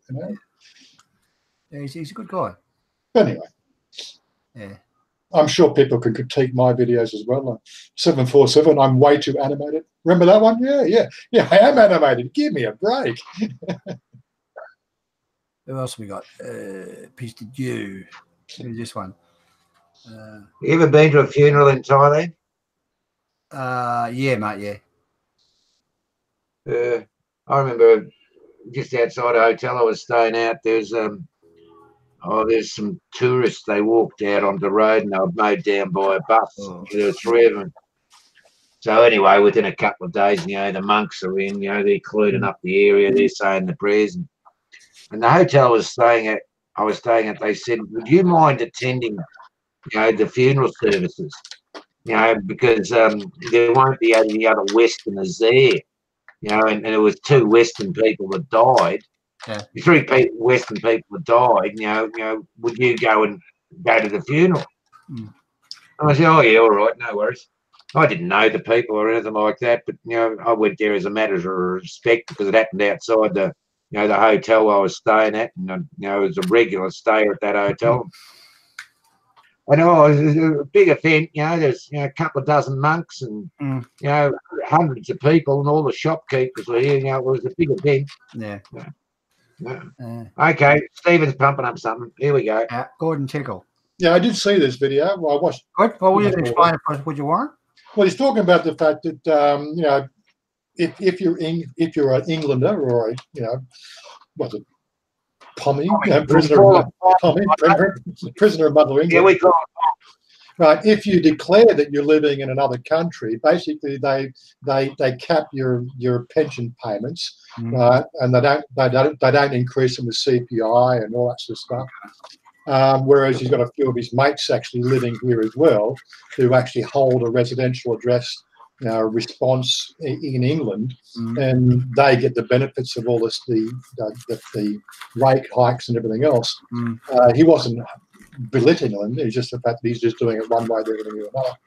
Yeah. So he's just talking about the way that the government shafts you these days. And I'm pretty sure the Australian government's going to shaft me in 10 years too. Yeah. Not that I've made any. I've actually got in my budget. Any Australian pension has never been part of my plan. Doesn't hurt to get it though, Warren. No, if it happens, it happens, but I doubt it will. No. I don't know about you, mate, but the law now is you have to spend 2 years in Australia on Australian soil before you get a pension, right? Yeah. You're allowed to leave for 60 days. You have to put in 2 solid years before they'll give you a pension. Nice. 28 days, isn't it? 28 days once a year. It's actually 60 days, but you get you can go twice back to Thailand for 30 days or whatever. Yeah, but that's a nice one anyway. No, this is what it is. Check it up, haven't they? It's a government. We can't control them. They do their own shit. I reckon it sucks, Warren. It really does. Oh yeah. Anyway, one day the people will just rise up and just. Yeah. Oh, this is Hoy. Honey. Look, this is the guy who does the what do we got here? Okay. What's he on about today? He actually does pretty good videos, this guy. He's a new guy, Warren. Mm. Yeah. Who's this, Steve? The one that done the one on the coconut bar last week. We're doing it. What is his name? Honey Look or something. He's a new guy. Oh yeah. Yeah, not too bad. He's a cheap Charlie rip-off, isn't he? Or, Yeah. Oh, I don't know about that, but yeah. Bangkok 112. He's a cheap version of Bangkok 112, isn't he? I don't know, man. Don't know much about him. Well, if you look at the channel, the figures don't seem to gel to my eyes.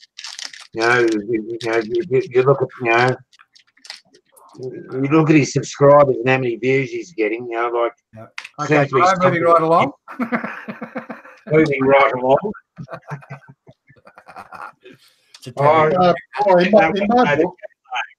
In my book, it's got to have some narration. It's got to have some. I don't know whether he talks or not, Warren. I haven't watched this one. I will be watching it later, several times. Now, oh yeah, that's the Aussie bar, isn't it? Oh yeah. You can go damn well anywhere. Is that the Aussie bar? Is it? I think so. What do they call it? Aussie something. Down under bar. Yeah, down under bar. That's the one. Yeah. I don't remember those girls. That was a different day. Plenty of girls there. But the down under bar, they're getting the name of the down under bar, which is good. So I feel like a local. They take care of me. Oh, there's one I missed actually. The HD TV. I won't do HD TV because he's in Malaysia at the moment. All right, he hasn't put anything out since we reviewed him last time. I did not ask the question, Steve. What's the channel name? Yeah, the channel name is Honey Look. Look, yeah. All right. You think after 20 times they get the act together doing this? What's that? Two Russians doing something or other. That's all I caught. What was it? I can go back. What do we got here? Two Russians in one. Yeah, that's one. Amazing Chiang Mai, Stephen. He does very good videos, Steve, up there in Chiang Mai. Yeah, one a week. He's quite methodical. What's he up? What is he up to today? Have you seen it, Warren? No, I haven't caught up with him. He loves doing coffee shops, so I think he just loves his coffee. Yeah, he's wide awake, isn't he? He's a nice bloke. He's a younger bloke. I always review his stuff. I actually, when I get time, I do watch him. User's choice. Okay. Yeah. He's a school teacher, Steve. Does quite good videos. He's got a lovely girlfriend. Yeah. That's her name's Beer. Yeah. So I follow her on Facebook. She follows me. Okay. And him again. It's not like I'm trying to backdoor anybody. Yeah. Well, Tim, what do you swear? All right, that's Amazing Chiang Mai. Give him a check out. He does really good videos. He's really good editing, and he's really good at it, actually. How many subs has he got now? Oh, I think he's only just recently cracked 1,000. 822.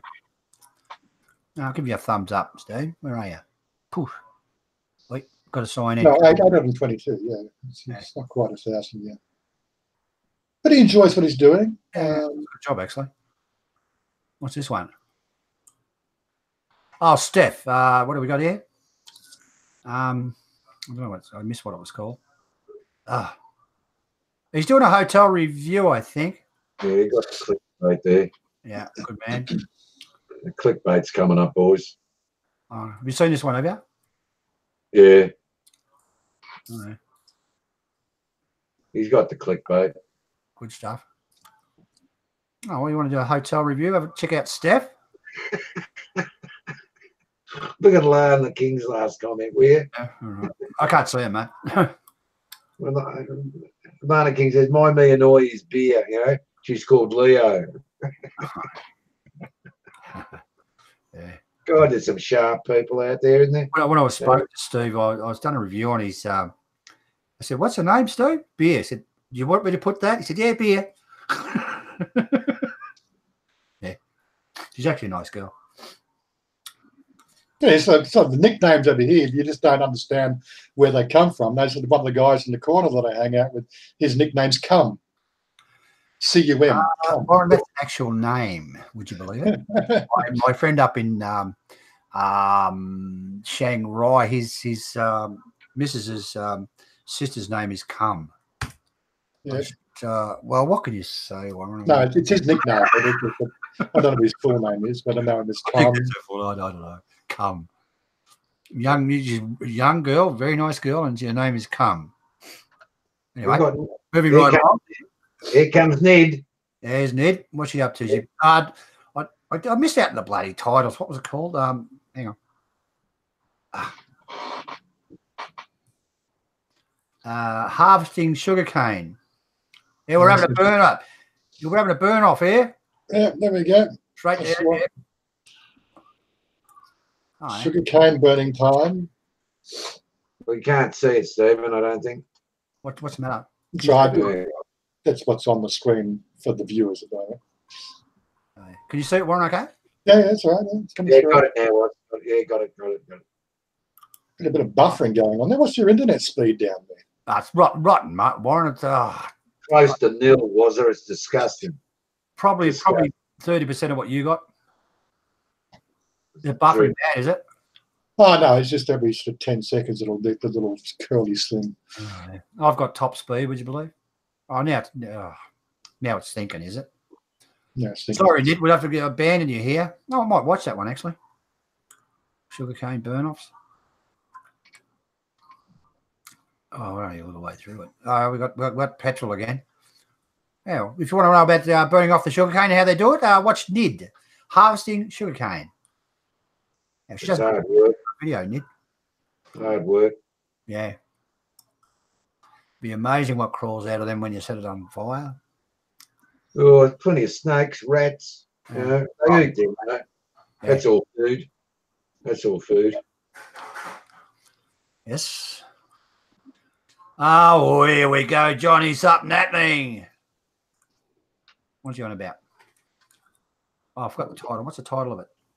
It's great. Dumps his load. Oh, dirty trucker almost dumped his load on my tired girlfriend. Oh, yeah. Johnny. We spoke about 20 minutes the other day, Stephen. Hey? We spoke about 20 minutes on that title the other day with Johnny. Yeah. You know, I said, you changed the title. He said, yeah. He's laughing his head off. And he said, oh, yeah, good clickbait, John. I was, stop clickbait, you know, dumps a load on me, you know, tired truck driver dumps a load on my girlfriend. Thank you. Yeah. He puts out a good vid. He does excellent videos. So I've been watching him for years, actually. Yeah. You know what I used to love about Johnny?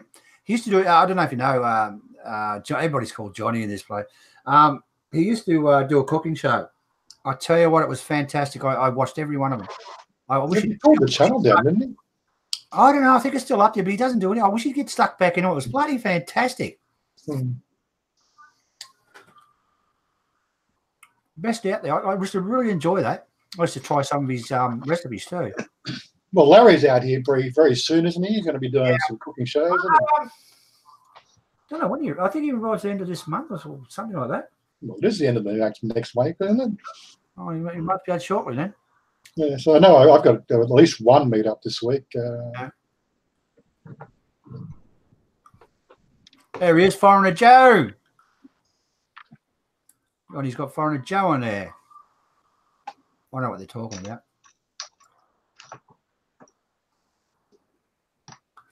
He's got a nice Sheila hanging on. She seems like a nice girl. Who's that? Foreigner Joe. Yeah. He's done well. I'm not sure if he's, I think it's his girlfriend. I'm not sure if his wife or he intends on marrying or anything, but she seems very nice. Have you seen that series, Jack Ryan series? I pulled that one down end of last year. It's really good. Oh, this is riveting. This stuff. Is my two Bart still there? Yeah. Here you go, mate. This is riveting. Seriously. It's a wedding one. He's getting married. Look, that's him there and his missus. Yeah. Oh, yeah. That's just the primer, Stephen. Is he's it? going to that's just the primer. Is he going to reveal his head? Is Kim Kardashian in it? No. I hope they do it in Century 21. he said that he's going to, you know, bring out one of his wedding and show Mr. and Mrs. My Two Part next week. I think he said. Well, is that right, mate? Has he answered you?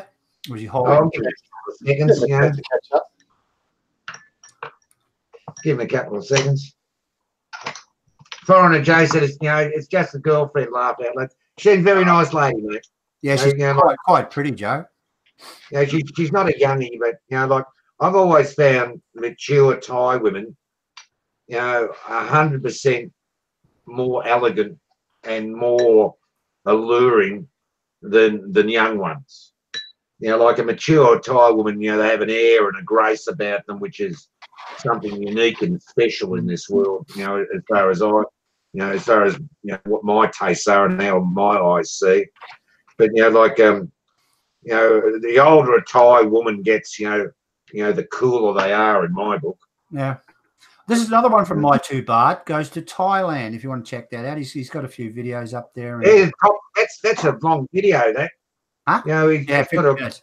massive amount of effort into that video. Massive. Oh, it's all right. Yeah, good on you. Good luck to you. Where's the end of it? Good luck to you, mate. You need to get YouTube Red. Look at this. First day at work after good vacation. Yeah, I laughed at that. Yeah, you know, like he did. Might pinch that. You know, like, he wants to go back. That was funny. That was funny. Yeah. All right. You're special, My Two Bart. I did 2 on you. All right. I expect a check in the mail.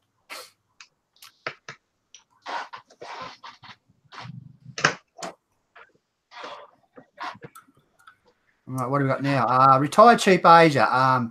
Part 4. Camping in 2018, 2019. Enjoying Chiang Mai on the banks on a break. I don't know what the rest of that is. Okay. What are you up to?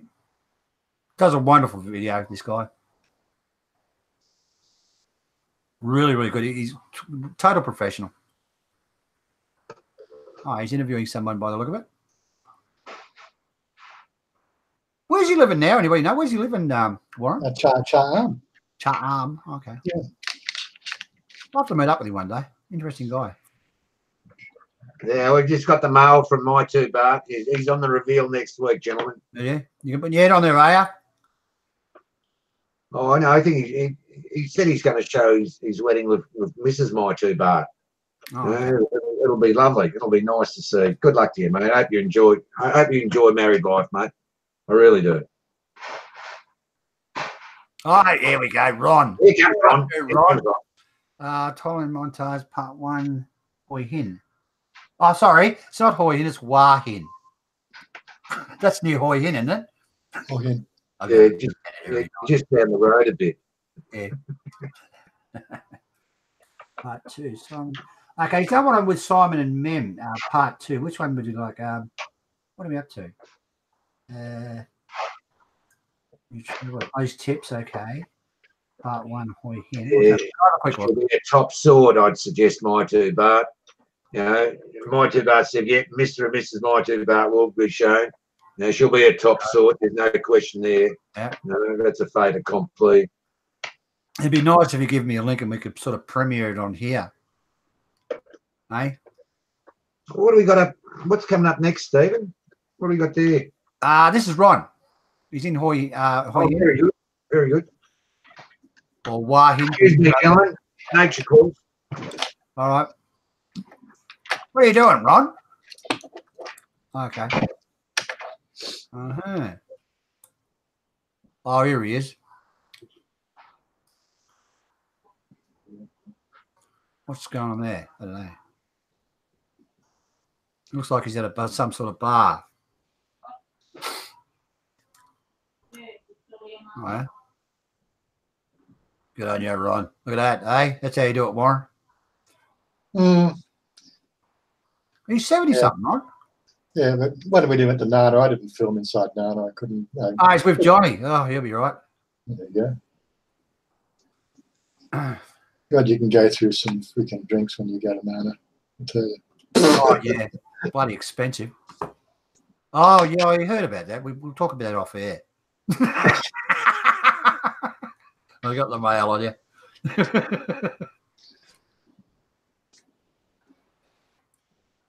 How much did you spend that night? Look, when I went, I only went out with 5,000 baht. I came home with a little bit of change. Sounds like a good night. What do you got? Scott Malone, moving to Thailand. How can I assist you? And returning ways. Okay, this is Scott Malone. Or Malloy. Malon, sorry. I keep saying it wrong. Sorry, Scott, if you're listening. Hang on. That's really the thing you need to do when you go to the wow, look at this. He's got a suit on. The go-go bars. You need to just sort of put 5K in your wallet, and that's it. You don't take your credit card. Yeah. Yeah. Okay. Just don't spend that. Keep the budget. You spend too much. That's about $150, isn't it? Yeah. Yeah, it's enough. That's a good night out. $150 a good night out. You know? That's buying drinks for the lovely girls that want to sit in your lap. Yeah, I heard about that. Yeah, this is a talkback one with Scott, so I won't review it. I don't know what he said, but he's giving me advice on moving to Thailand. I think was it? Yeah. How can I assist? Okay. All right. Scott does really good videos. Very informative guy. He's forgotten. About Thailand, Scott's the one. Yep. Melon has forgotten more than 99% blokes will ever know. Yeah. In Thailand, Melon has forgotten. Yeah. I've got the greatest respect for Melon. If he makes a statement, it's correct. I think he's really up there with. He's a skeptic. He's a yeah. You want to know what happened there? Yeah, you've got to respect the bloke. He's been living there for 25 years. He's got a Thai wife. What's going on with this? What's going on with this Sukahorn guy? Oh, please don't. Signed in to confirm your age. What's going on there? It was age restricted, mate. Was it? Yeah. You have to sign in to see it. Oh, right. My God. Oh, please. What's that all about? Oh. Let's go. Listen, guys. Type in one for Ray, come back down. All right? It's quite a good video. You'll like it. It's playing for me here. No, I've got to sign in more. Yeah, it's playing for me here. Can you lock it on? Let me see if I can lock it on here. Hang on, more. Get back. Where are we? Where are you? Where'd you go? Seeing if I can actually lock it on here. Do you want me to take the age restriction off, Steve? No, it's okay. Warren can click on it. Where are we? I'll take it off me. Share. I'll lock it on you. There we go. Share that. There we go. And I can hit full screen. Full screen. Yep. This is like a National Geographic thing. This Sukahorn guy did. It was quite fascinating. It was 2014. God. Yeah, that's how long I've been watching it for. Yeah. Yeah, right. I watched about 6 times to check a few things. Well. Look at that, dancing and so forth. But it's not rude. It's quite clean. It's not bad. Let's get that off quickly. It's done very well, actually. Yeah. Let's just scan through it. Anything else? The critical? Or what we got going up here? Oh, please. Yeah. Check that one out. Yeah. It's only got 102 views. Come on, I gotta hit that thumbs up, guys. I have no interest in that. I really have no interest. How do I stop sharing now? It's a very good video, actually. All right, back to me. All right, locked on. Unlocked Warren. Okay. There we go. I think we're back. Warren professional. What do we got here? Oh, Sonny. I can't say that second name. Shallanbrook. Yeah, Sonny's got a new video. He only puts out one every now and then, and it's a musical video. It goes for 4 minutes and 17 seconds. Am I on, guys? Can you see it? Yeah, it's coming up. Yeah. All right. I'll hit the play button, mate. Oh, looks like he's in Europe. Okay, so if you want to check out Sonny's video, it's a musical video. He does quite a good video, Sonny. Yeah, there you go. Okay, that's Sonny. That's Sonny all white. Blue Lagoon. I don't know what that's about. Blue Lagoon. Oh, That's a bit of an overdone sunscreen, I think, Sonny. yeah. That's the first for me. Looking at lady, and seeing her hair in plaits. It's something I don't think I've ever seen a Thai woman do. Plaits. Plait her hair. I don't think I've ever seen a Thai woman plait her hair. Yeah. No, Sonia does hers. Actually, I do hers sometimes.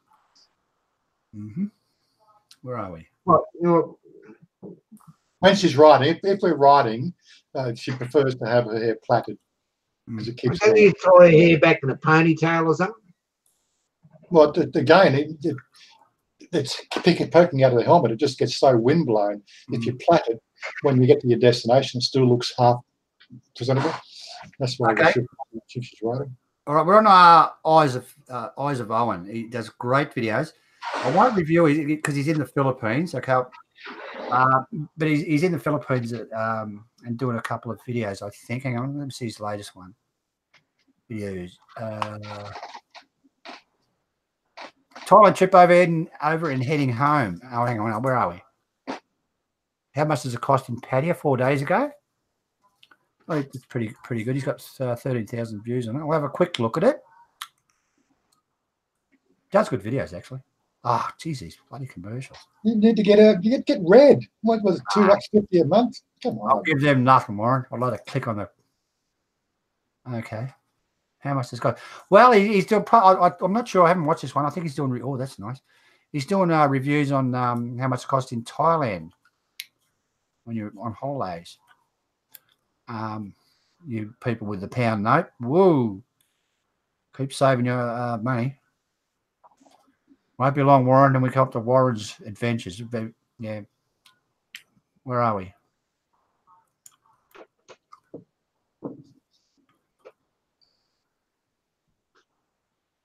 What do we got now? Paste and go. Who's this?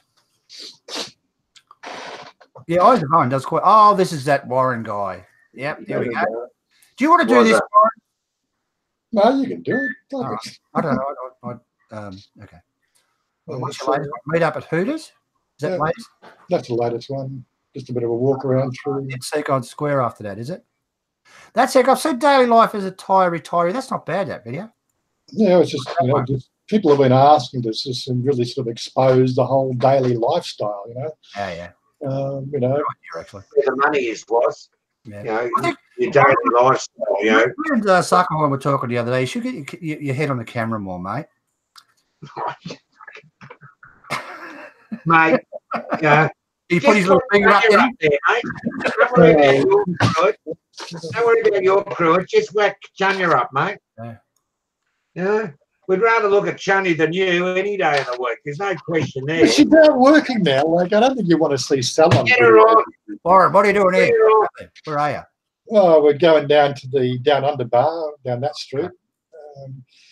That's like a mini Nana now. They're trying to sort of pump out the... Where's that? Where are you? Soy 7 Tup Noon 7.1 or 7/1. It's the Down Under bar.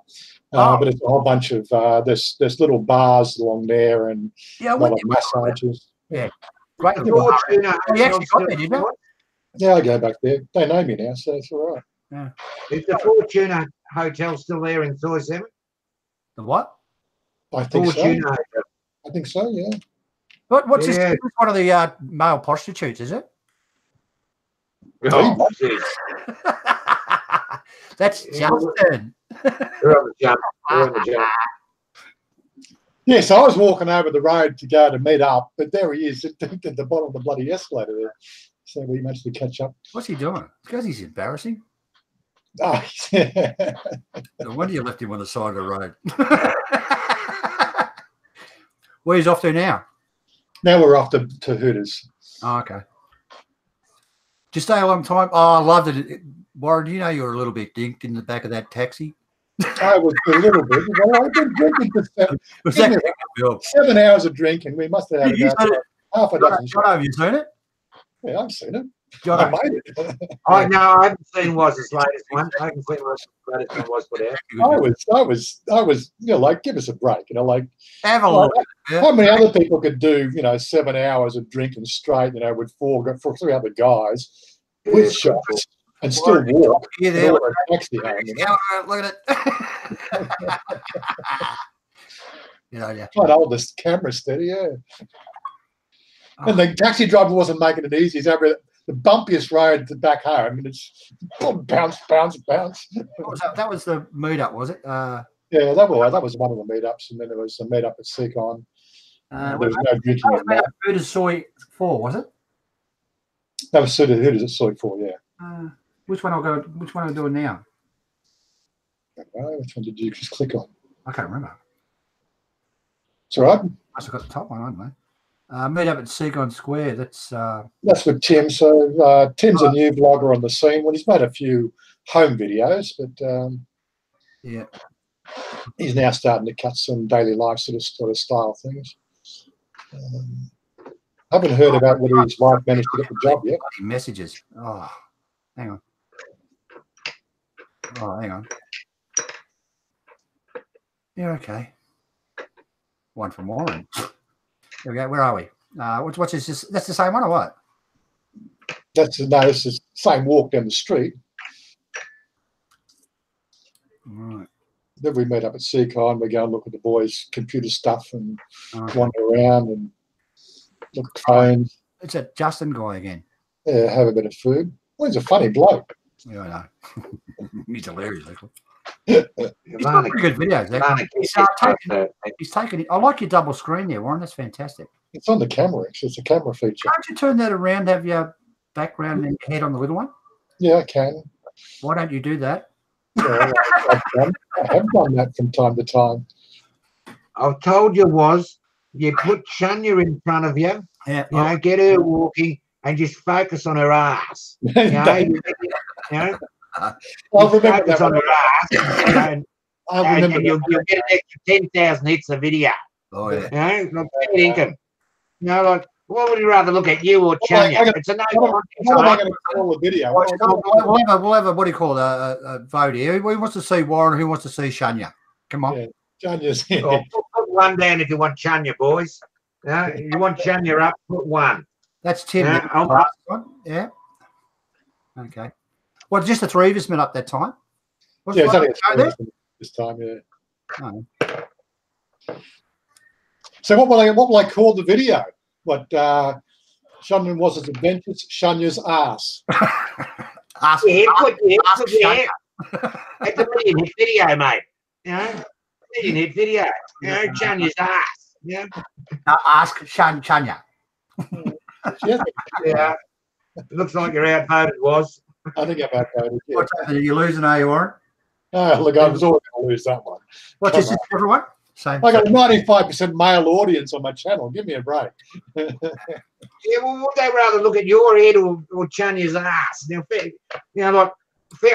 if she's still going to have the breast enhancement, can't wait for that. That'll be great, right?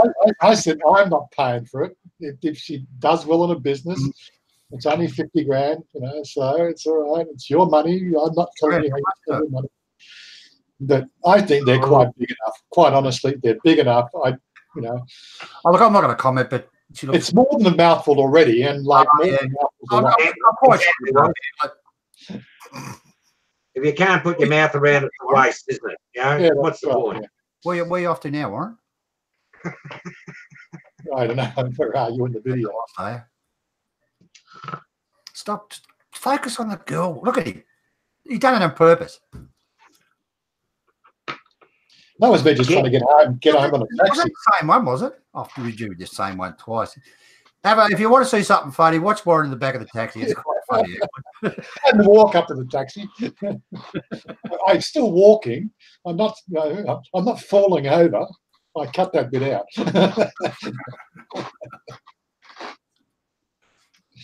Leave me alone. I try to make funny videos. People like fun. And like me being drunk, I think it's fun. Graham and Pie. Pie's building a house, I think. Yeah. Poof. Yeah. Now what are you up to? Oh, she's actually talks in this one quite good. And I don't know if that's smog or not, but okay, might be low light cloud. Mist. Yeah. Mist, yeah. Mist. Might be. Burmese did it. It's cold. Oh, here we go. Got a jacket on. See? Yeah. Might have checked that one out, actually. Lovely girl. There's Mr. Chris Crookson there. Did you see him? You straightened it out from Chris. Great guy, Chris. Good on this girl. I hope she gets on. So do I. I really do. Oh, Good luck to her. She's cracked 10,000 subscribers. Good luck to her. You know, she's Yeah, you know, the typical Thai woman that loves the land. Good on her. Yeah. You know, I hope her farm is a successful project for her. You know, good on her. You know, it's hard work on a farm, and she works hard, that lass. You know, she works, you know, like. Oh, look, this is just look at this one. Look. Check out this taco. You know what's coming up here, gentlemen. It looks beautiful. Hey, Who's that joker? yeah. Oh, Shut up, Warren. some Aussie loudmouth, what? Look, as for the walk around, like I did that live stream out the front of 7-Eleven.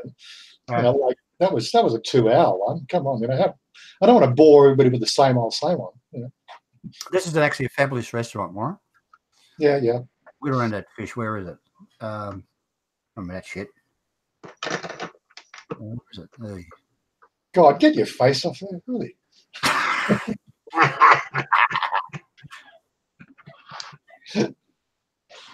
Oh yeah, this one here. Warren, have a look. Check this out. Hang on, where is it? Absolutely beautiful. I'm going to go back a bit. There you go. It's absolutely terrific. Oh, good on you. You got to time it up with what's coming on screen. So yeah, so lawn. He says lawn. I don't know. Freaking fantastic. There it is. Beautiful. Want to try that? Seriously. Really nice. What, deep fried bass. Yeah. I don't know what it is. Tapped in. What was on top of it? Oh shit. It was sugarcane. Grated sugarcane, I think. It's cooked in honey, don't they? Yeah, it got all sorts of stuff in it, and then you all know this one, don't you? Whoa, that is just absolutely beautiful. What is it? Yellow shit and sticky rice. Minka. Yeah, I remember. I do that on purpose, you know. Seriously. Why don't you learn how to speak Thai? I probably do. Anyway. No great advantage in learning how to speak Thai, gentlemen, I assure you. Well, my biggest, you know, comeback on that one is the fact that I'm making videos for foreigners. How would that really go down if nobody can understand what I'm saying? If the Thai never get it right, okay? So you're better off getting Shania to say it, and I'm better off getting Mel to say it, you know? Take your mark cap. Yeah, okay, Warren, settle down. But, you know, you're better off getting your girl to say it because it's, what happened there? I don't know. Whatever. We're back on the same one. I've got to do mine. Shit. Last one. What do we got here?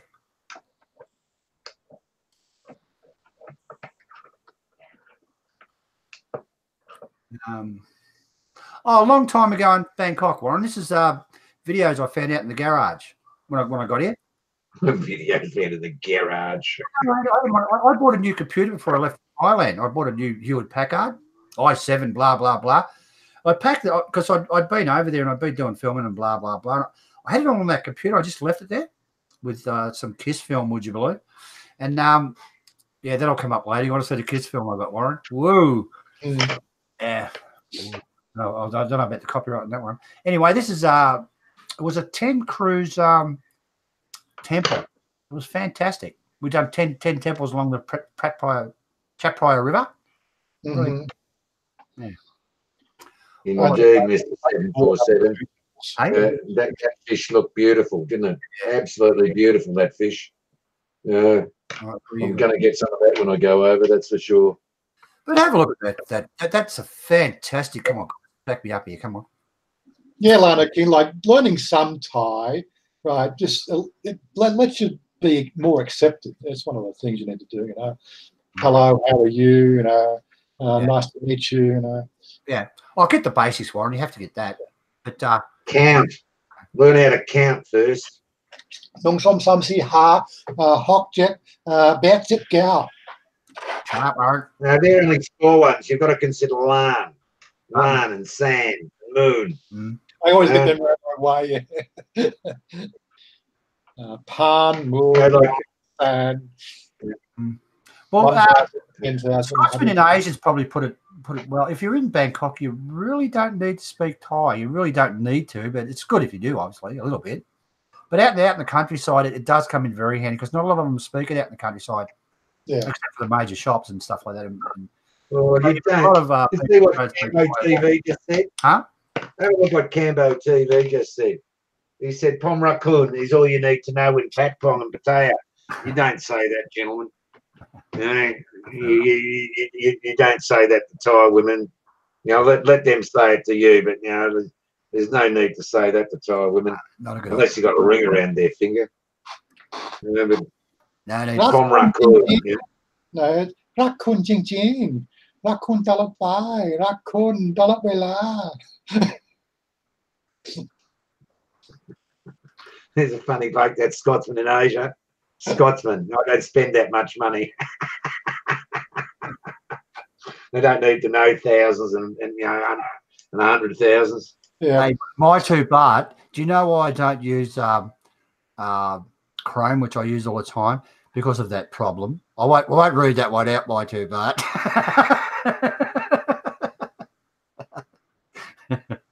Yeah. Anyway. Yeah, that's why he's not using his normal browser. Yeah. Yes, exactly.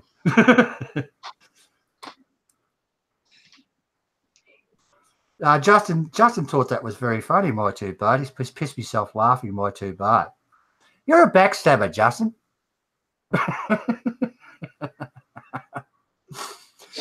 Justin might tell you a story that I sent him a message by mistake. It's bullshit. You know, I'm away from Mal and you play around a little bit. And I said to Mal, "Guess look at your tits, sweetheart." Oh. I typed it in the wrong window. Justin got it. And then he showed you his tits, did he? Yeah. Funny. Hey, that's why I was trying to get the chat channel. I was trying to get that in bright red so I don't mix them up.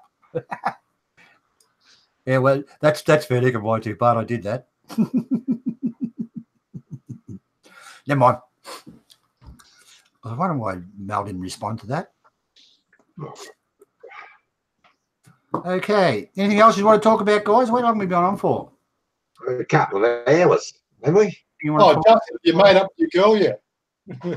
Who's that? Justin. Oh. I haven't spoken to him since 3 days. Ooh. Okay. Yeah, it was funny, my 2 baht. What's about it, guys? Good little review, Stephen. That's a good thing you're doing, mate. You know, like like you're sort of trying to share the knowledge and promote other channels. Yeah, that's very commendable, Stephen. It's a pleasure to be with you doing that. I don't care what anyone puts out on YouTube. Really, as long as they're contributing. Yeah. If they think it's right, well, okay.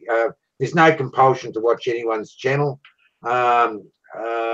It's purely a choice thing. If you don't like it, I have never put a thumbs down on a video in my life on YouTube, and I never will, because I respect people's work effort on YouTube. Yeah. And some people are monetized, other people aren't. That's their choice, as far as I'm concerned. But as long as you're a creator and you're contributing, and you want to try and share, how you see the world in Thailand or whatever through your eyes, you've got my 100% support. I won't look. I won't review any negative stuff. Thailand. I think you guys are the same.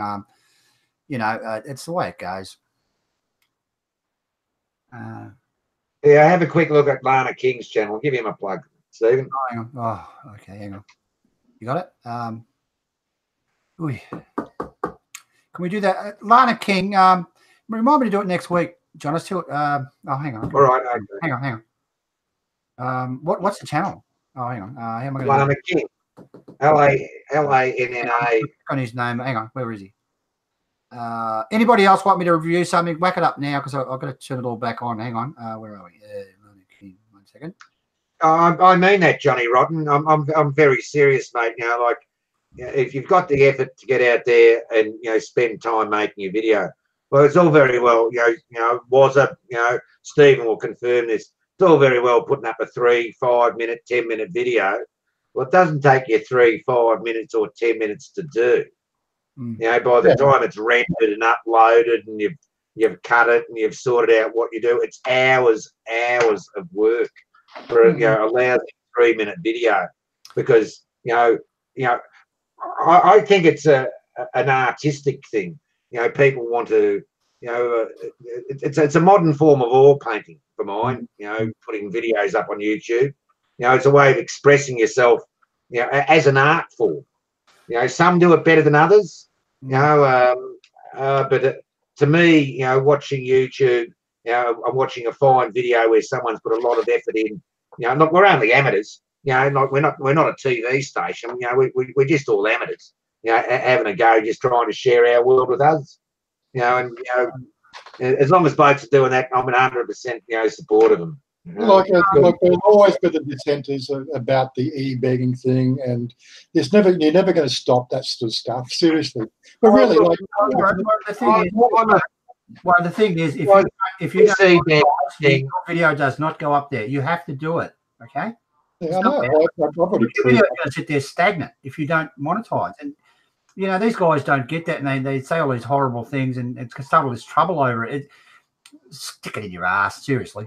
I think it's partly they think that you're making the sort of money that like Casey Neistat. Like $50 a month. Video, don't you? If that. That's like, I buy food for the family. I buy this. I buy gifts. I buy little things. I don't buy stuff for myself. I buy something for the family here. I get pennies for what I do, Warren. I buy internet stuff, and actually one guy gave me a little bit of money. I went and bought a freaking selfie stick once upon a time. And one guy sent me money. I went and done a couple of videos with it. I actually told him thanks very much. And, but it's very expensive to do. That's with donations, obviously, or not donations. People helping you out with your channel. As far as monetizing goes, if you don't monetize. Google's will leave you down there. YouTube, you can stay down the bottom as far as they're concerned. We want to sell product. If you don't do that, you're going to go nowhere. Your channel's going to be stagnant. So if you don't monetize, unless you've got a lot of money to push it and advertise it, I don't know. And, what do do with bloody subscribers? So they start all this trouble because they want your subscribers and you to comment about what they're talking about, whatever it is, right? I don't comment. I couldn't be bothered. I just think there's a couple of channels out there really harping on the fact that the law states this. Quite frankly, my 2 bahts worth on this is the fact that is the Thailand immigration going to kick me out of the country? No. Right. And then the support that I give the family here then ceases to exist. I wouldn't give a rat's ass about you, Warren. You're not killing heroin or anything, are you? There is no social security over here. Partly I am social security for my family here, right? And like a few extra bucks here and there, it's I've done my good deeds to work for 35 years. I'll come back in a second, Lana. Okay. Warren, it's just a load of shit. It really is. It's like, did you know, Warren, it is illegal to fold a note in Thailand and fold over the king's face? Did you know it's illegal?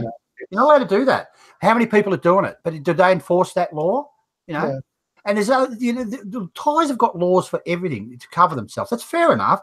And one of them is working in Thailand.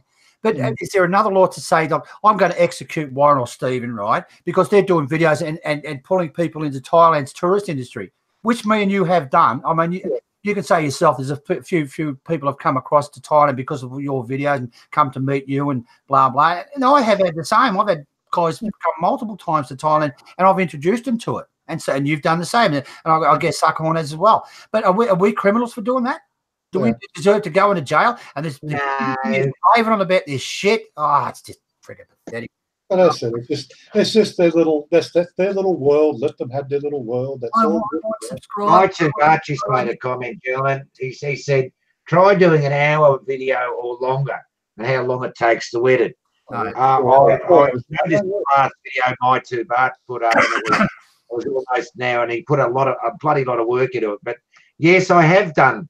I did a video for 2.5 hours for Archieluxury the movie. Well, how long do you think a 2-hour, movie took me and Archie to do? Yeah.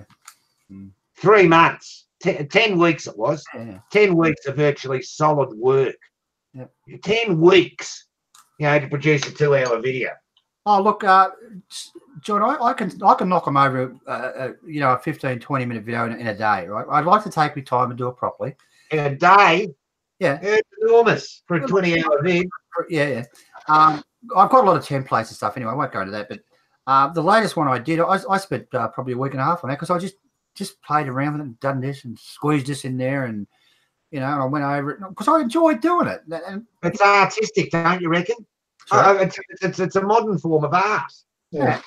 I enjoy doing it. Yeah, Scotsman and Asian. Warren, have you sat there all day working on one video because you liked it? No. Yeah. Scotsman and Asia sort of makes the comment. Yeah, there has been nobody expelled for running a YouTube channel. Yes, right? sir. No, there's been one person who's been brought up under authority, but it wasn't for the YouTube channel.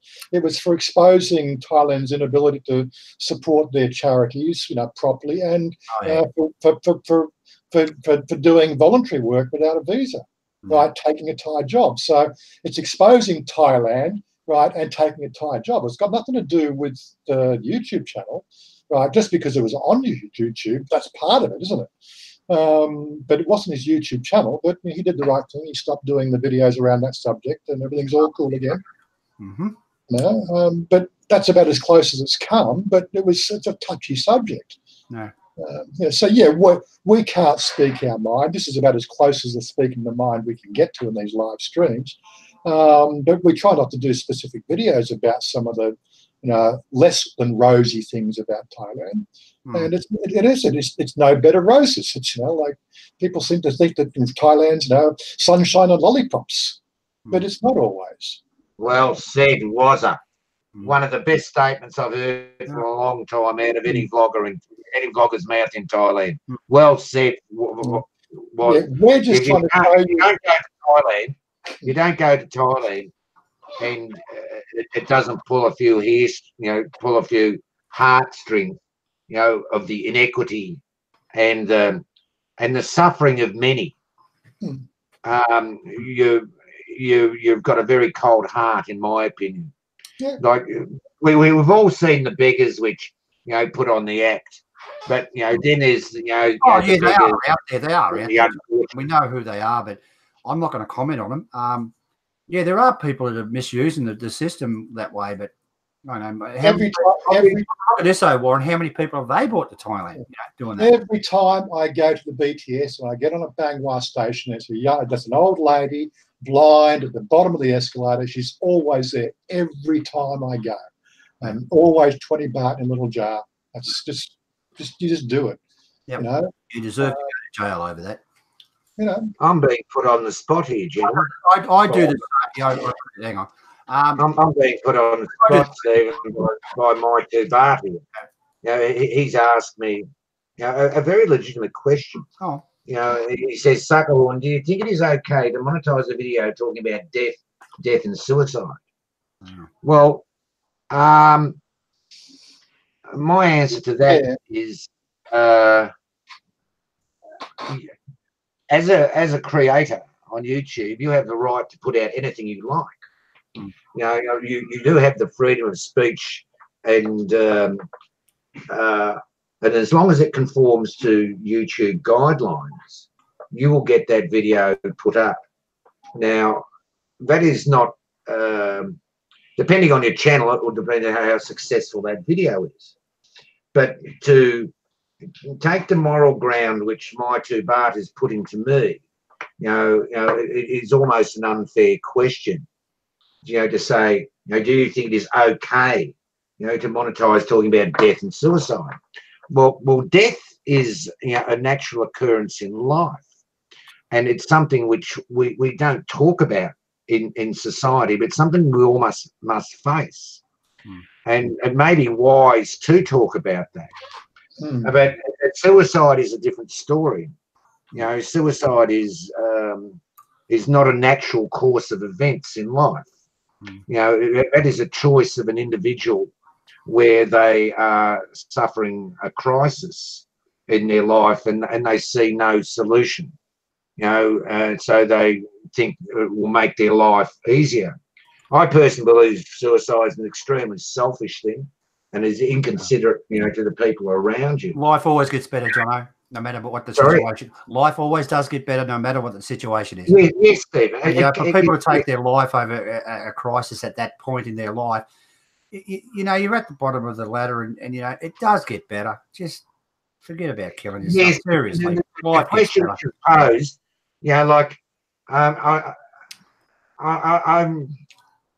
I find it very hard to commit in saying, I don't monetize my channel, and I never will. But that's my choice. I don't begrudge people monetizing my channel, their channels. Like my dear friend Archieluxury, he's heavily monetized. His channel, his life focuses around donations. Without donation from YouTube, he wouldn't do it. Not everyone might be in a secure financial situation as I am, or WAZZA seems to have worked out his finances where he's balanced his books for the next 20 years of his life and beyond. Not all of us might be in that secure situation, but I am in no position, my two, but to be fair to make judgment on anybody.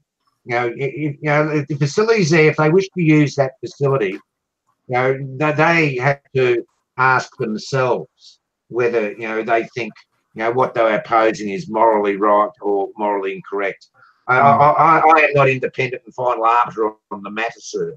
But I'm sorry. I've tried to answer the question as best I can, my two, but I'm not asking. You commented. I'm not asking about him monetizing his channel. I'm asking about the particular video. Well, I've done video today. Steve and I discussed it. No, I didn't watch terribly much of it. I felt it depressing. Look, my two, but we know who we're talking about, and we don't want to really just check out the name, but I haven't really watched that one, but I'll check it out. Now, I've done 2 videos around the subject of death, which was family members passing away and the funeral rites and everything else, which is showing that side of their life ending, but it wasn't focusing on the death aspect. It was focusing on the ritual of spreading the ashes and everything else. And I would think that's quite a legitimate subject you could monetize. The actual death side, I think it's a bit morbid. I don't think I'd even do a video about somebody on the deathbed and dying and going through all that drama and the anguish that the family members have to deal with. I've been to a few funerals in Thailand, quite a few actually, and I've never filmed them. I just don't mind. I don't. No, we've done the ashes. Okay. All right. Yeah. It's actually a name for it. I have to go back to my videos. It's something or rather. Sorry, I can't. What do they call that club in Pattaya where they jump out of windows? What is not? Like there's some sort of club. People committing suicide in Pattaya. Yeah, there's a rush of that. Yeah. Yeah. Oh, the Pattaya Flying Club, isn't it? That's called not paying your bill. Pattaya Flying Club. Yeah, that's it, Ross. Well done. That's it, mate. Spot on. What was the stats on it? It was one committing suicide per day or some shit like that. Yeah, one a day. Yeah. A lot of people are dying in Pattaya. They're jumping out of windows. A lot of people are getting thrown out of windows too. Well, I better not get into that. It's a subject I wouldn't. Next subject. Flying club. Pattaya Flying Club, eh? Yeah. Okay. Let's move on from this. What are we up to? That was an exciting subject, wasn't it? Manny Pacquiao won, boys. Good for good. Look, kudos for my two bar bringing it up as well. It's a good discussion point. I know he's putting a moralistic question, to me. Do I think it is right? Well, who am I to judge? Who am I to judge what's right and what's wrong on YouTube? I've done my fair share of putting videos up in my time. I've put over 5,000 videos up on various channels on YouTube. there's not much people can tell me about the games of playing YouTube. I grant you, you say, or you talk about death, or you put a video up where you see a murder, in the street, and you see Thai coppers, shooting people in the head. You put that video up. What happens to your channel? It don't last long. I'll tell you that now. Your channel don't last long. You put a video up of a couple of Thai coppers shooting people. Your channel doesn't stay there terribly long. But was that morally right of me? To show that video of policemen killing an innocent individual. Looking back in retrospect, it wasn't. Sometimes ignorance is better, than knowledge. Well, I'm going to have to watch that video. Ooh. You won't see it. It's no longer on. Not yours. I was talking about that one we were discussing earlier. I'll have to have a look at that. I didn't really watch it. Interesting subject there, my two, Bart. Yeah. I think he's right. Like just doing a video, using all the keywords and the clickbait on the death just to make money. I think that's morally questionable. I appreciate your point, my two, Bart. Yeah, I'm in agreement. With your last point. Okay. I'd rather give my services away for free on YouTube, and I get more satisfaction, doing what I do and how I do it, and not taking any money for it. I can't be compromised. And no one can compromise my opinion, or say, oh, you're saying this because you want monetization for your channel or something. I don't work that way. But on the other hand, I don't care about blokes that do. If they want to take their money from YouTube and get money from their channel, good luck to them. My very dear friend, the dead Front, he has a good earn. He has a good earn out of YouTube. I'm not knocking him from doing it. My dear mate Archieluxury, he's a big earner on YouTube, compared to some. I try to help him every way I possibly can, because, these are blokes, they're putting in time, and nothing's for nothing in this world, gentlemen. Like you got to pay in one way or another. Excuse me, gentlemen. Excuse me. Go on, say hello. Hello. Get your head on there. Hello, dear. How are you? Hello. G'day. Hello, love. How are you? There's only one man there. Oh, yes. Yeah, there's a couple of. Okay. G'day, love. How are you? You should shut that window and put the fan on. All right. Okay. I'll do that as soon as I. Good on you. Yeah. All right. Okay. Get back in your room. I hope I've tried to answer. Yeah. I've tried to answer your question the best way I can, my two, Bart. But I don't care if someone wishes to monetize a channel, their channel, and there's the facility there, and they meet the requirements. That is their entitlement. That is their choice. Whether they choose to do it or not, I don't care. And in fact, it's none of my business. It's none of my business what anyone else, does or receives on their channel. And to be honest, I don't care. I really don't care. Okay, guys, you want to keep going? I've got to bring another guest on if you like. We'll give it a go. Or do you want to keep going, or have you had enough? Oh, I've got sushi in the fridge waiting for me. There's somebody else there. They've been bringing one. It's all right. All right. Somebody was eating a packet. Where are we? Where'd you go? Lays. Advertising Lays. Oh, what's his? Oh, I can't remember his. Gee, they sound nice, those chips there, Warren. Bangkok Travel's just joined us. G'day, mate. How are you? All right. I'll try and get Bangkok Travel on. We're what's his name? John. John. James. Oops, shouldn't say that probably. All right, I'll send you the link, John. You there? We'll give it a go with 4. It might crash, but we'll give it a go.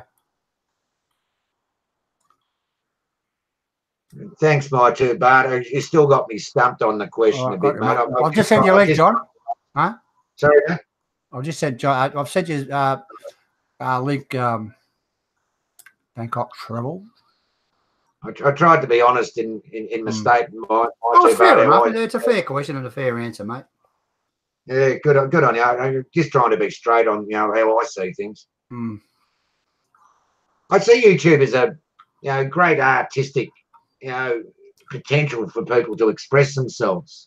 And like yourself and WAZZA, you put out fine videos. Like I'm lazy. My two-bar, the effort he puts into his videos is phenomenal. But unless you're a producer, of videos, you've got no idea. But I respect the time and effort, and people getting up and having a go. And I really appreciate what Stephen's doing about just cross-channel promotion. Like there's no harm in it. Like the more the merrier in my book. It's not as if you're taking away subscribers or you're taking money out of anyone's pocket or anything. You're as good as what you are. Yeah, thanks, Scott. But it's been 5 days too. Oh, no smoking, Warren. That's what we like to hear. How'd you go? Bangkok travel. There he is. He's coming on there. There he is. Yeah, got him. Oh. Man of the moment. Are we allowed to rock? G'day, mate. What's the time where you are, John? The what? Sorry, mate. What's the time there? 7:45. 8 a.m. Okay. Good stuff. Yeah, you missed an exciting subject. Warren. How you doing? What are you doing? Leaving him absolutely out of his tree in Nana. Me? He rang me at 3 o'clock in the morning. He was at Nana on his own. He disappeared. Like we all get out of the bar number 6 or whatever it was. I don't know. We all said, we're all going home now. So I turned the corner. I saw 2 of them going that way, one of them going that one. I'm going, what the, oh my God. It's like everybody's trying to just do an exit stage left. And somebody went stage right. And oh, stuff this, I'm going home. He rang me. Hey, Warren, he rang me up. He says to me, they've all left me. I want to carry on partying. They've all left me. I said, where are you? He says, I'm at Nana BTS. I said, what are you doing now? He said, I'm waiting for a train. I said, it's 3 o'clock in the morning. There's going to be no trains. So I had to get hold of George and ask George to go and look for him. I just jumped in the first taxi I got. Asked the meter, went straight on, and I was off. Daniel Newman, hey Stephen, was it hard to leave Thailand through? Though you thought you were going to retire there, and that's in the near future. Once tour short. Yeah, mate, it was really hard to leave Thailand. It was very, very difficult. I absolutely love Thailand, but I've got my mother's here by herself. But I have to stay here. I mean, I'm going back. I've got to apply for a pension and so forth in the near future. And you've got to stay in Thailand for Thailand. Geez, I love to stay in Thailand. You've got to stay in Australia for 2 years, and you're only let out 60 days in 1 year. So I have to stay for 2 years to qualify for a pension. You have to be in Australia for 2 years before you get a pension. So I've got to do all that sort of stuff. But I'll be travelling back all the time. I could shoot across 4 times for 2 weeks. Whatever. See what happens. Yeah, it's very, very difficult to leave, guys. If you live in Thailand, it's just so hard to leave. That's my city. That's my country now. Thailand, not Australia. Very hard, Warren. Believe me. I watch Warren and Justin all that going out, and I used to go with them and blah blah, and watch the videos, and pretty sad. Anyway. But it's all right. When you come over on your little trips over and say hello, and we'll definitely get a meet up going. Yeah, I'll start crying. My two bars. Now my brain has to translate this Pommy accent. This was like, you ain't got a brain. You've only got 2 cells. You're a convict. You ain't got a brain. What's your problem? Oh, listen to this guy. He's got 3 Aussies on him. Oh, Jesus Christ. Fighting word. Oh, my God. Where is he? Listen, the boys around. 3 to 1 here, Jono. Be careful, mate. 3 to 1 here, mate. Who's does any of you lot watch the cricket? If so, who's winning the big? My mother watches it 24 hours a day. Oh, Can't wait to beat the Fox again. That'll be great. Hey? Who's winning anyway? Oh, Australia won't come back for several years in the cricket. It'll be many, many years before Australia finds any great form internationally in the cricket. Like we've had a bit of a kicking, due to internal, mess ups. Like it was the most embarrassing thing ever happened in sporting history.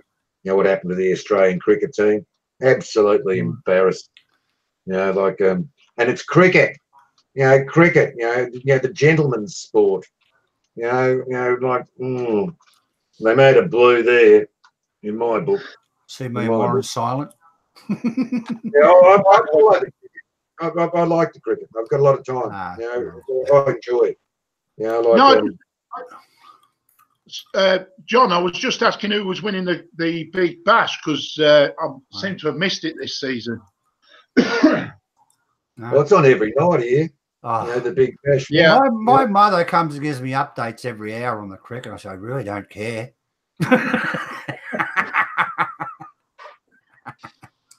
Hang on a minute.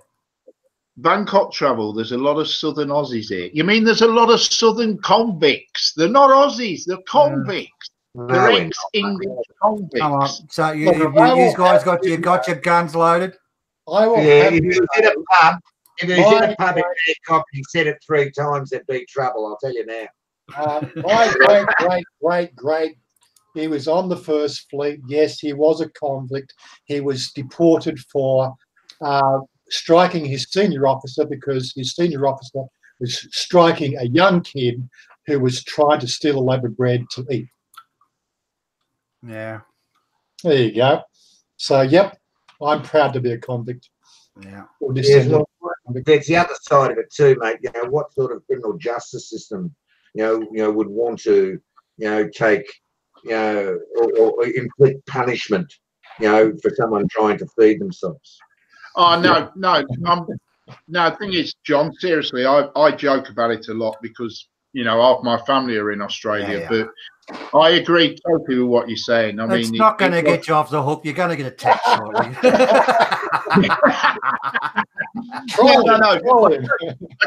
I totally agree with what you're saying. Back then, people needed to feed themselves, and they were sending them over there for no reason. But at the end of the day, if you think about it, we got the raw deal. We had to stay here in this freezing cold country. You lot went over there to a nice warm country. Come on.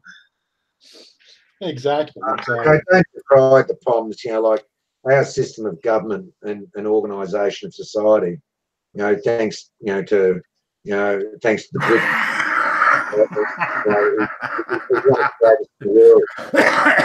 Read my 2 part.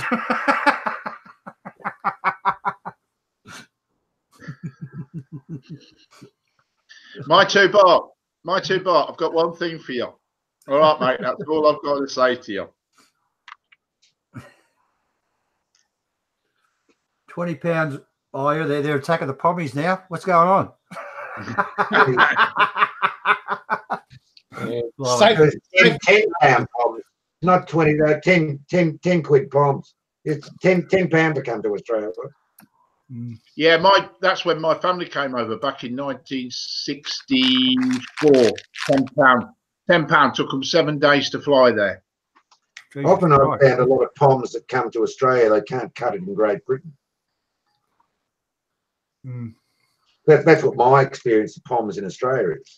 They can't cut it in their own country. Yeah, well, I think mine came over because there wasn't that many jobs over here, and they thought there were a brighter future for the kids over in Australia, so they went over. Well, there we are. Yeah, there's one example. I'm not decrying it. The British contribution to our country has been great, but during the 50s, 60s, and 70s in Australia, when that migration was promoted, a lot of Englishmen came out here and they took on work positions, unions, and they weren't necessarily the most qualified people to do the job, but for some reason, they had some sort of officious attitude to conducting their job. Like I had several pommy bosses when I was a young bloke, and I used to think it was strange, why I was working for a pom, when I was living in Australia. But that's just my personal gripe. Let's move on. You're in the comments. Why are you probably so scared of soap? I mean,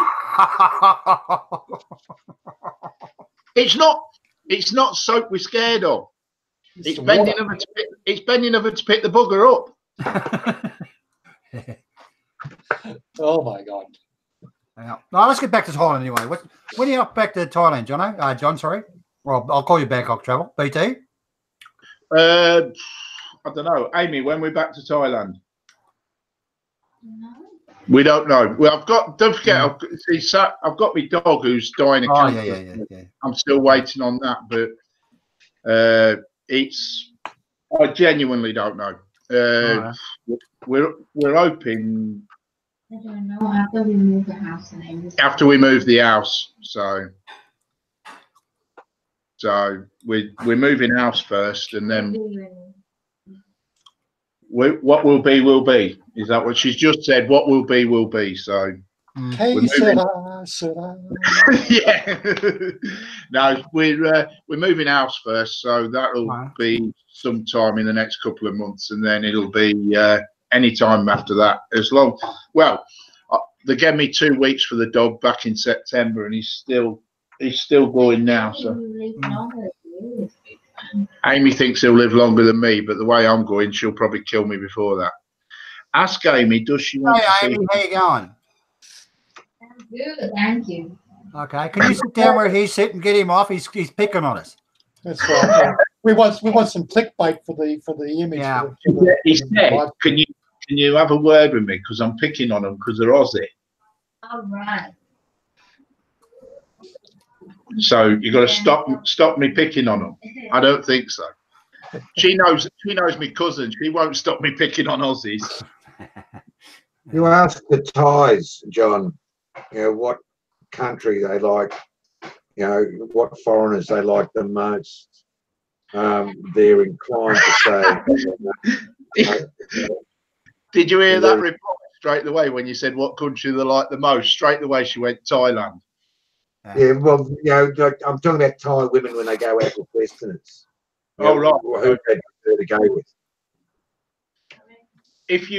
When you leave Thailand, which country do you think Thai women like to go to the most? Australia, America, Canada? When they're in Thailand, what blokes do they like to go out with? Amy's just said wherever the money is. Good one. Well, Good answer. Like her already. Yeah, that's an honest answer. No, seriously, if you're talking about generally Thai women, then that is the truth. That is what is true, isn't it, James? Yeah. Yeah, where the money is. That's a fair answer. Well, that's a worldwide answer, that one. Yeah, it depends on how where the sugar daddy's from. That's what she just said. Sandra wants to go to Japan. Mm. She's done Australia, she wants Japan. You'd love to go to Japan, wouldn't you?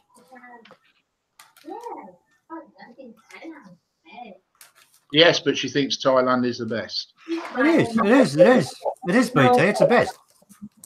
Oh, she said. Have you ever been to Australia? No, you haven't, but you want. I cannot bring my food all that and everything. Very strict all that, isn't it? Yeah. Did you? If you didn't hear that, she's just said she wouldn't go to Australia because she can't get her food into the country because they're too strict in when you go through customs. Yeah. Oh yeah. That's our quarantine rules. But any food she wants, she can buy in Australia. Yeah. Any Thai, Yeah, it's all available. All Thai condiments and basic cooking products from Thailand readily and easily available in most Asian groceries, and even in most supermarkets. You know, you'll find the basics for existing with Thai food. So there's no problem about a Thai woman coming to Australia. You know, buy them a wok and send them off to the supermarket, and they'll be right. Hey, John, she's just said another main reason she won't go to Australia is because there's too many snakes. No, well, not in the cities.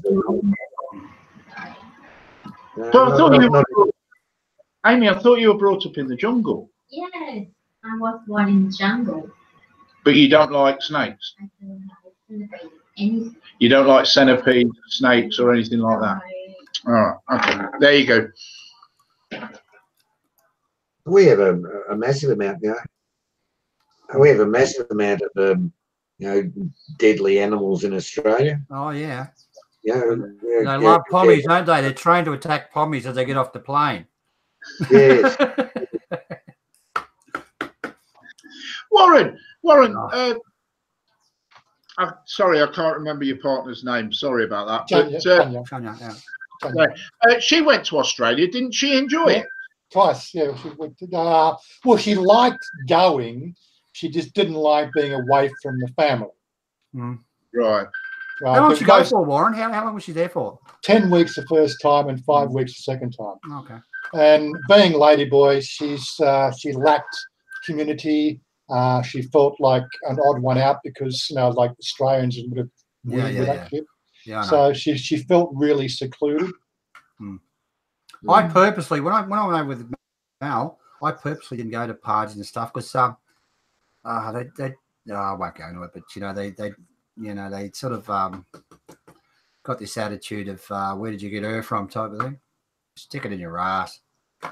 Oh, don't worry, I've been getting that for 10 years. Yeah. I mean, the mentality of some of them is just incredible. Yeah, what's wrong with an Australian girl? That was the biggest. Yeah, I get that one. What's wrong with the dating Australian girl? Because most of them are up their own ass. Yep. Sorry. I can edit that out later.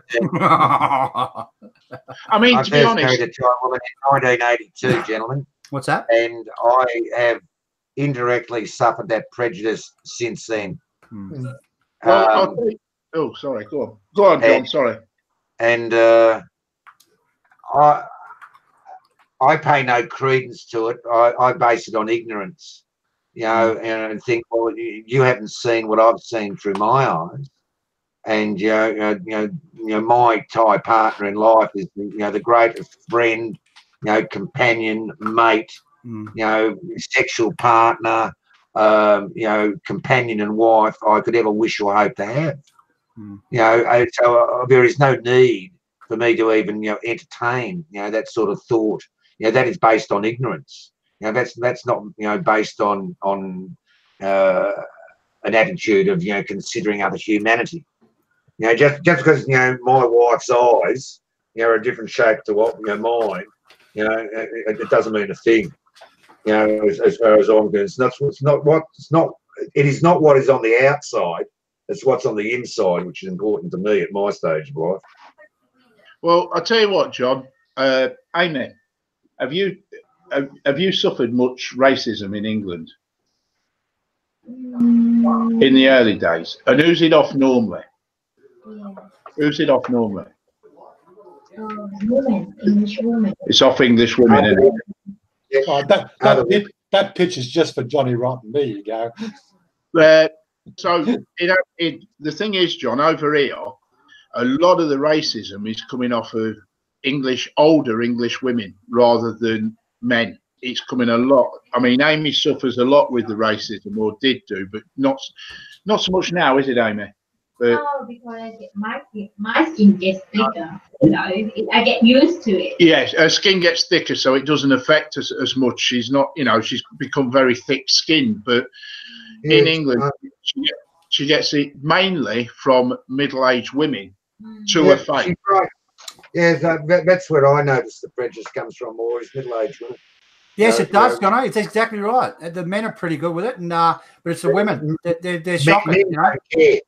Men don't seem to care. In fact, their eyes seem to wander, and they're admirable. You know, they're more, they're admirable to the exercise. Mm. You know, but the prejudice comes from, middle-aged, Yep. Western. Exactly right. Oh, see you, Justin. See you, mate. I've just missed that. See you, Justin. Have a safe journey home, mate. Have a safe trip home, mate. For going through that storm. Hope you put your seatbelt on, mate. Don't take it off. Hey, and Justin, don't forget to catch the connection. All right, mate. Yeah. Get that connecting flight. Yeah, mate. Don't get pissed before you get on the plane, mate. You're better off. You know how nervous you get on planes. May the force be with you, Justin. But yeah, we suffer with a lot of racism over here, but not as. It's normally like, how much did she cost you? Yeah. With you for the visa, and I used to sit there and sort of like try and explain to people that she actually has a British passport. She, I met her over here and all that. Now she says to me, Amy turns around to me and says, "Why justify it? Why not just ignore her?" That's right. Good on her. Good on her, John. Exactly right. She has no reason to explain or anything. What those people should be doing is having a good look at themselves and saying, why the prejudice? Look, it's not, John. It's not prejudice. It's jealousy, right? The Thai women look much younger and much prettier than Western women, right? So you go to a party or whatever you're going to go to, and you're sitting there with this fat slob of Australian or whatever, British or whatever. They go, oh, look at her, she's skinny and beautiful. I don't like her. I'm going to say some derogative things. And with the guys, you know what they think? Oh, I wish I had a girl like that. That's why they're nice to Thai women, right? That's just a big vicious circle. So I don't bother going to those parties or whatever. Check it in her ass. Yeah. 747, you're about right there. What about ageism? But I don't suffer so much with ageism because Amy doesn't. I don't look old enough to be. She'll say I do, so I have to watch what I'm saying. But I don't look old enough to be Amy's dad, if you understand what I mean. But I know what you're saying. But there's only 16 years between us, Ames. 16 years. Yeah, there's 16 years between me and Amy. So I don't actually look old enough to be a dad because she's starting to wear a bit. What? That's nice of you to say that, BT. She'll box your ears later. Yeah. What do you mean I look old enough to be? Hang on. Whoa, stop. On the same point, many years ago, I took my daughter to Thailand. She's half Thai, and she was 16 at the time. Not a bad sort, for a 16-year-old girl. You should have seen the looks I used to get walking down the street. From Thai men. Like they didn't realise that this young female was my daughter. And some of the comments you used to hear in Thai, walking down the street, were far worse. Far worse than what over here in my, I'd hear in my own country, or I imagine what you hear in Great Britain. The Thais were ruthless. Like one of the things they said. It's not necessarily unique to Great Britain or Australia. That prejudice still exists in Thailand too. All right, Sonia keeps joking. I don't know whether it's a joke or not. She wants to take me to a clinic and get Botox around the eyes here to get rid of my smile lines. Just saying no. I reckon you should get some tits, Warren. John, here we go again. Here we go again. John, what you've just said, Amy's just said what you've just said, and she actually turned around and said to me, which I didn't know, she actually turned around and said that she gets that when we walk around off the Thais. When we walk around Thailand, she gets that. Of course they do. Of course they do. They for a Thai woman to walk down the street with a foreigner, and you might have been married, 10, 15, 20 years, and even if you've got kids, Thai. And there is a lot of, the Thais look at them as, why did you marry a foreigner? Now that woman may have had a perfectly, legitimate job or whatever, she's not necessarily a bar girl, but immediately, Thais assume them, to be, a bar girl because they've got a Westerner with them. Hey, Warren, have a look at the screen, mate. Your screens are next to mine. Looks like we're sitting next to each other. Oh, it does. Oh, yeah. Move over. Yeah, there you go. Anyway, yeah, look, the problem with Thai women also is they look 15, 20 years younger than they really are. That's a hell of a problem. When I come over to Tasmania, my mother met Mel. Mel's 3 years younger than me. She wouldn't speak to Mel because she thought she was a 24-year-old. And my daughters come over as well. We're over to Tasmania. And they said, "Your dirty father going to that young woman. He's disgusting." And the daughter said, "He's 3 years older than her, Nan." Yeah. Yes, True story. Although when they get old, mate, when they start to get old, they get old overnight. Like without, I'm not going to touch that. Oh, without, like you've never seen any race go greyer overnight, than what the Thai women do. Like when you're walking down the street in Thailand, they've all got lovely black hair. Yeah, have a look at the roots on some of them. They're not. It's not all black. I'm not going to touch it. Yeah. Yeah. Well, it's true. Thai women go grey very early. I bet you Chanya's got a few grey hairs coming through. She's got the odd one or two. Yeah. Oh, you guys are going to get killed tomorrow when they watch this. I'll keep it out of this. I tell you what, John, I'll give you a tip. If looks could kill, you'd be dead now because the look Amy's giving you is not too good, mate. Trust me. Well, it's true. How old's Amy? 38. She may not be getting the signs of the grey hair yet, but give her another 5-7 years, so I'll be there.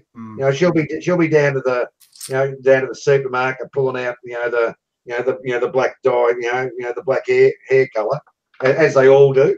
Aussie Bob, how long you been together with Mal? About 9 years, mate. A little bit longer, actually. Who's counting? Yes. And would you believe it? Mal's got very few grey hairs. Would you believe that? Would you? Would she pull them out, would she? Yeah, a couple of them, mate. Yeah, that was my job. Yeah, my first wife used to pull out her grey hairs. She thinks that was a problem. No, Mal's got very little grey hair. But a lot of, like you said, a lot of the Thai women, they go grey very quick. Overnight, they'll go grey. When they meet a farang. Yeah, I still get the comments from Shania, like, she's not even over 25, but she's 34. Hey, Warren, you're getting grey hairs under your armpit, mate. You go steady. Is he doing that shit again, is he? I mean, I'm relaxing. It's Sunday afternoon. Scotsman in Asia, yeah, she dies when you're out. Yeah, probably. I got the trimmer here. Maybe you want me to trim them there. Yeah, on live. Yeah, do it on the live stream. It's fantastic. It's riveting TV, Warren. Get stuck into it. Just get your pants on. So Thai women like bald men, I see. That's bullshit. You guys are losing your hair. Come on. You're going to tell me you've got a full head of hair and you just shave it because Thai women love bald heads, yeah? No, I'll be honest with you, Stephen. I shave my head because it don't grow. And if I leave it, I'd have a comb over. So rather than have a comb over, your eyebrows long and comb it back.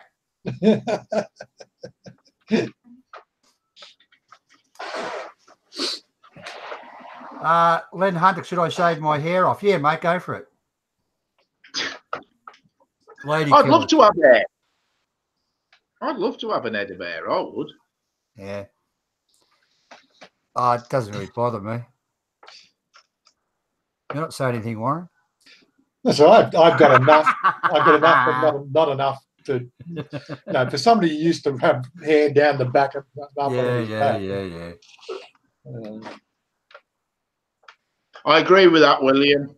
A lot of Thai women are beautiful on the outside and, more importantly, beautiful on the inside too. I agree with that. I definitely agree with that. They are. Yeah. Yes, they certainly are. Not all of them are beautiful on the inside, mate. Yes. Yeah. No, I didn't say all of them. I said I don't want to answer that question, Jono. Sorry, Steady? I don't want to answer that question. No. Yeah, well, yeah. like they can be the most coldest, hardest, vicious human beings in the world. And you heard it first. If you cross them, and you've done the wrong thing, well, watch out. You know, watch out. You know, like they're not. You know, suddenly no it doesn't prisoners. smiles anymore. You know? One thing you don't want to do in life is upset a Thai woman. I've noticed that on a couple of occasions. Yeah. Mm. Yeah, look, I need to get a haircut. Anybody know any good hairdressers? Yeah. We need one over here, right? Amy, you had to travel 3/4 an hour, didn't you, for an haircut the other day? Yeah. She had to travel to her friends 3/4 an hour away because she couldn't find anywhere that would give her a decent haircut over here. Right. Well, suddenly makes me go to the shop now. Seriously. You know, she used to cut it downstairs. Now I have to go to the shop now. Probably hate your guts, Warren. Cost me 120 baht. Damn, it used to be free. Yeah, that'll be it, yeah. There's no mate rates, is there? When we had the restaurant, No you know, spouse rates. when we had the restaurant, Warren, she was charging me for the meals. Oh, it wouldn't surprise me. Yeah. It's the way it happens in Thailand. You know, you think, I'll get my brother-in-law to do something or my sister-in-law. Don't bother. You better hire a stranger to do it. It's cheaper. What about the 150 grand I paid for all the kit here? Come on, like that, I got a free Doesn't matter. Doesn't matter. Pay full price. How's it going, mate? You want to? Guys, you want to chuck it in, or are you right? Well, that's what I was going to say. We'd be going, what, 3 hours? Over 3 hours? I think so. What time do we start? Oh, it's late. Ooh. Shit. Oh, hang on, George. George, did you have hair when you met Amy? No, I didn't. I was as bold as a coot when I met Amy, and I still am.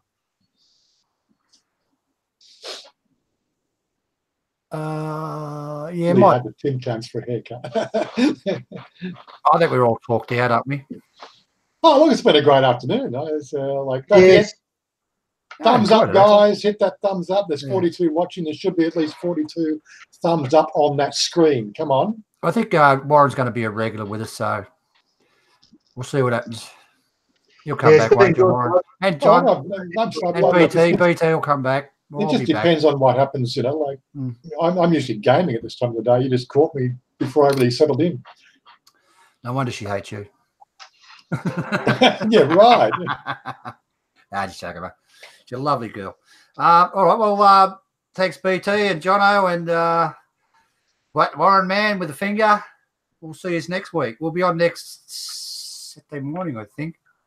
We love these surprise attacks. We must start booking. Well, I can't do Saturdays because I have other things on. Sundays I'm loosely available. All right. I'll shut it down. You start with everybody's watching. Thanks. Okay. Dress code. Dress code. Oh my God. I want them shaved next week, Warren. No, I'll shave them. Okay. All right. He's raising its blood by the time he gets to he does his legs first. Try doing your arms first. All right, see you later. Bye. Peace out, guys. Stop broadcast. Bye. See you next week. Bye.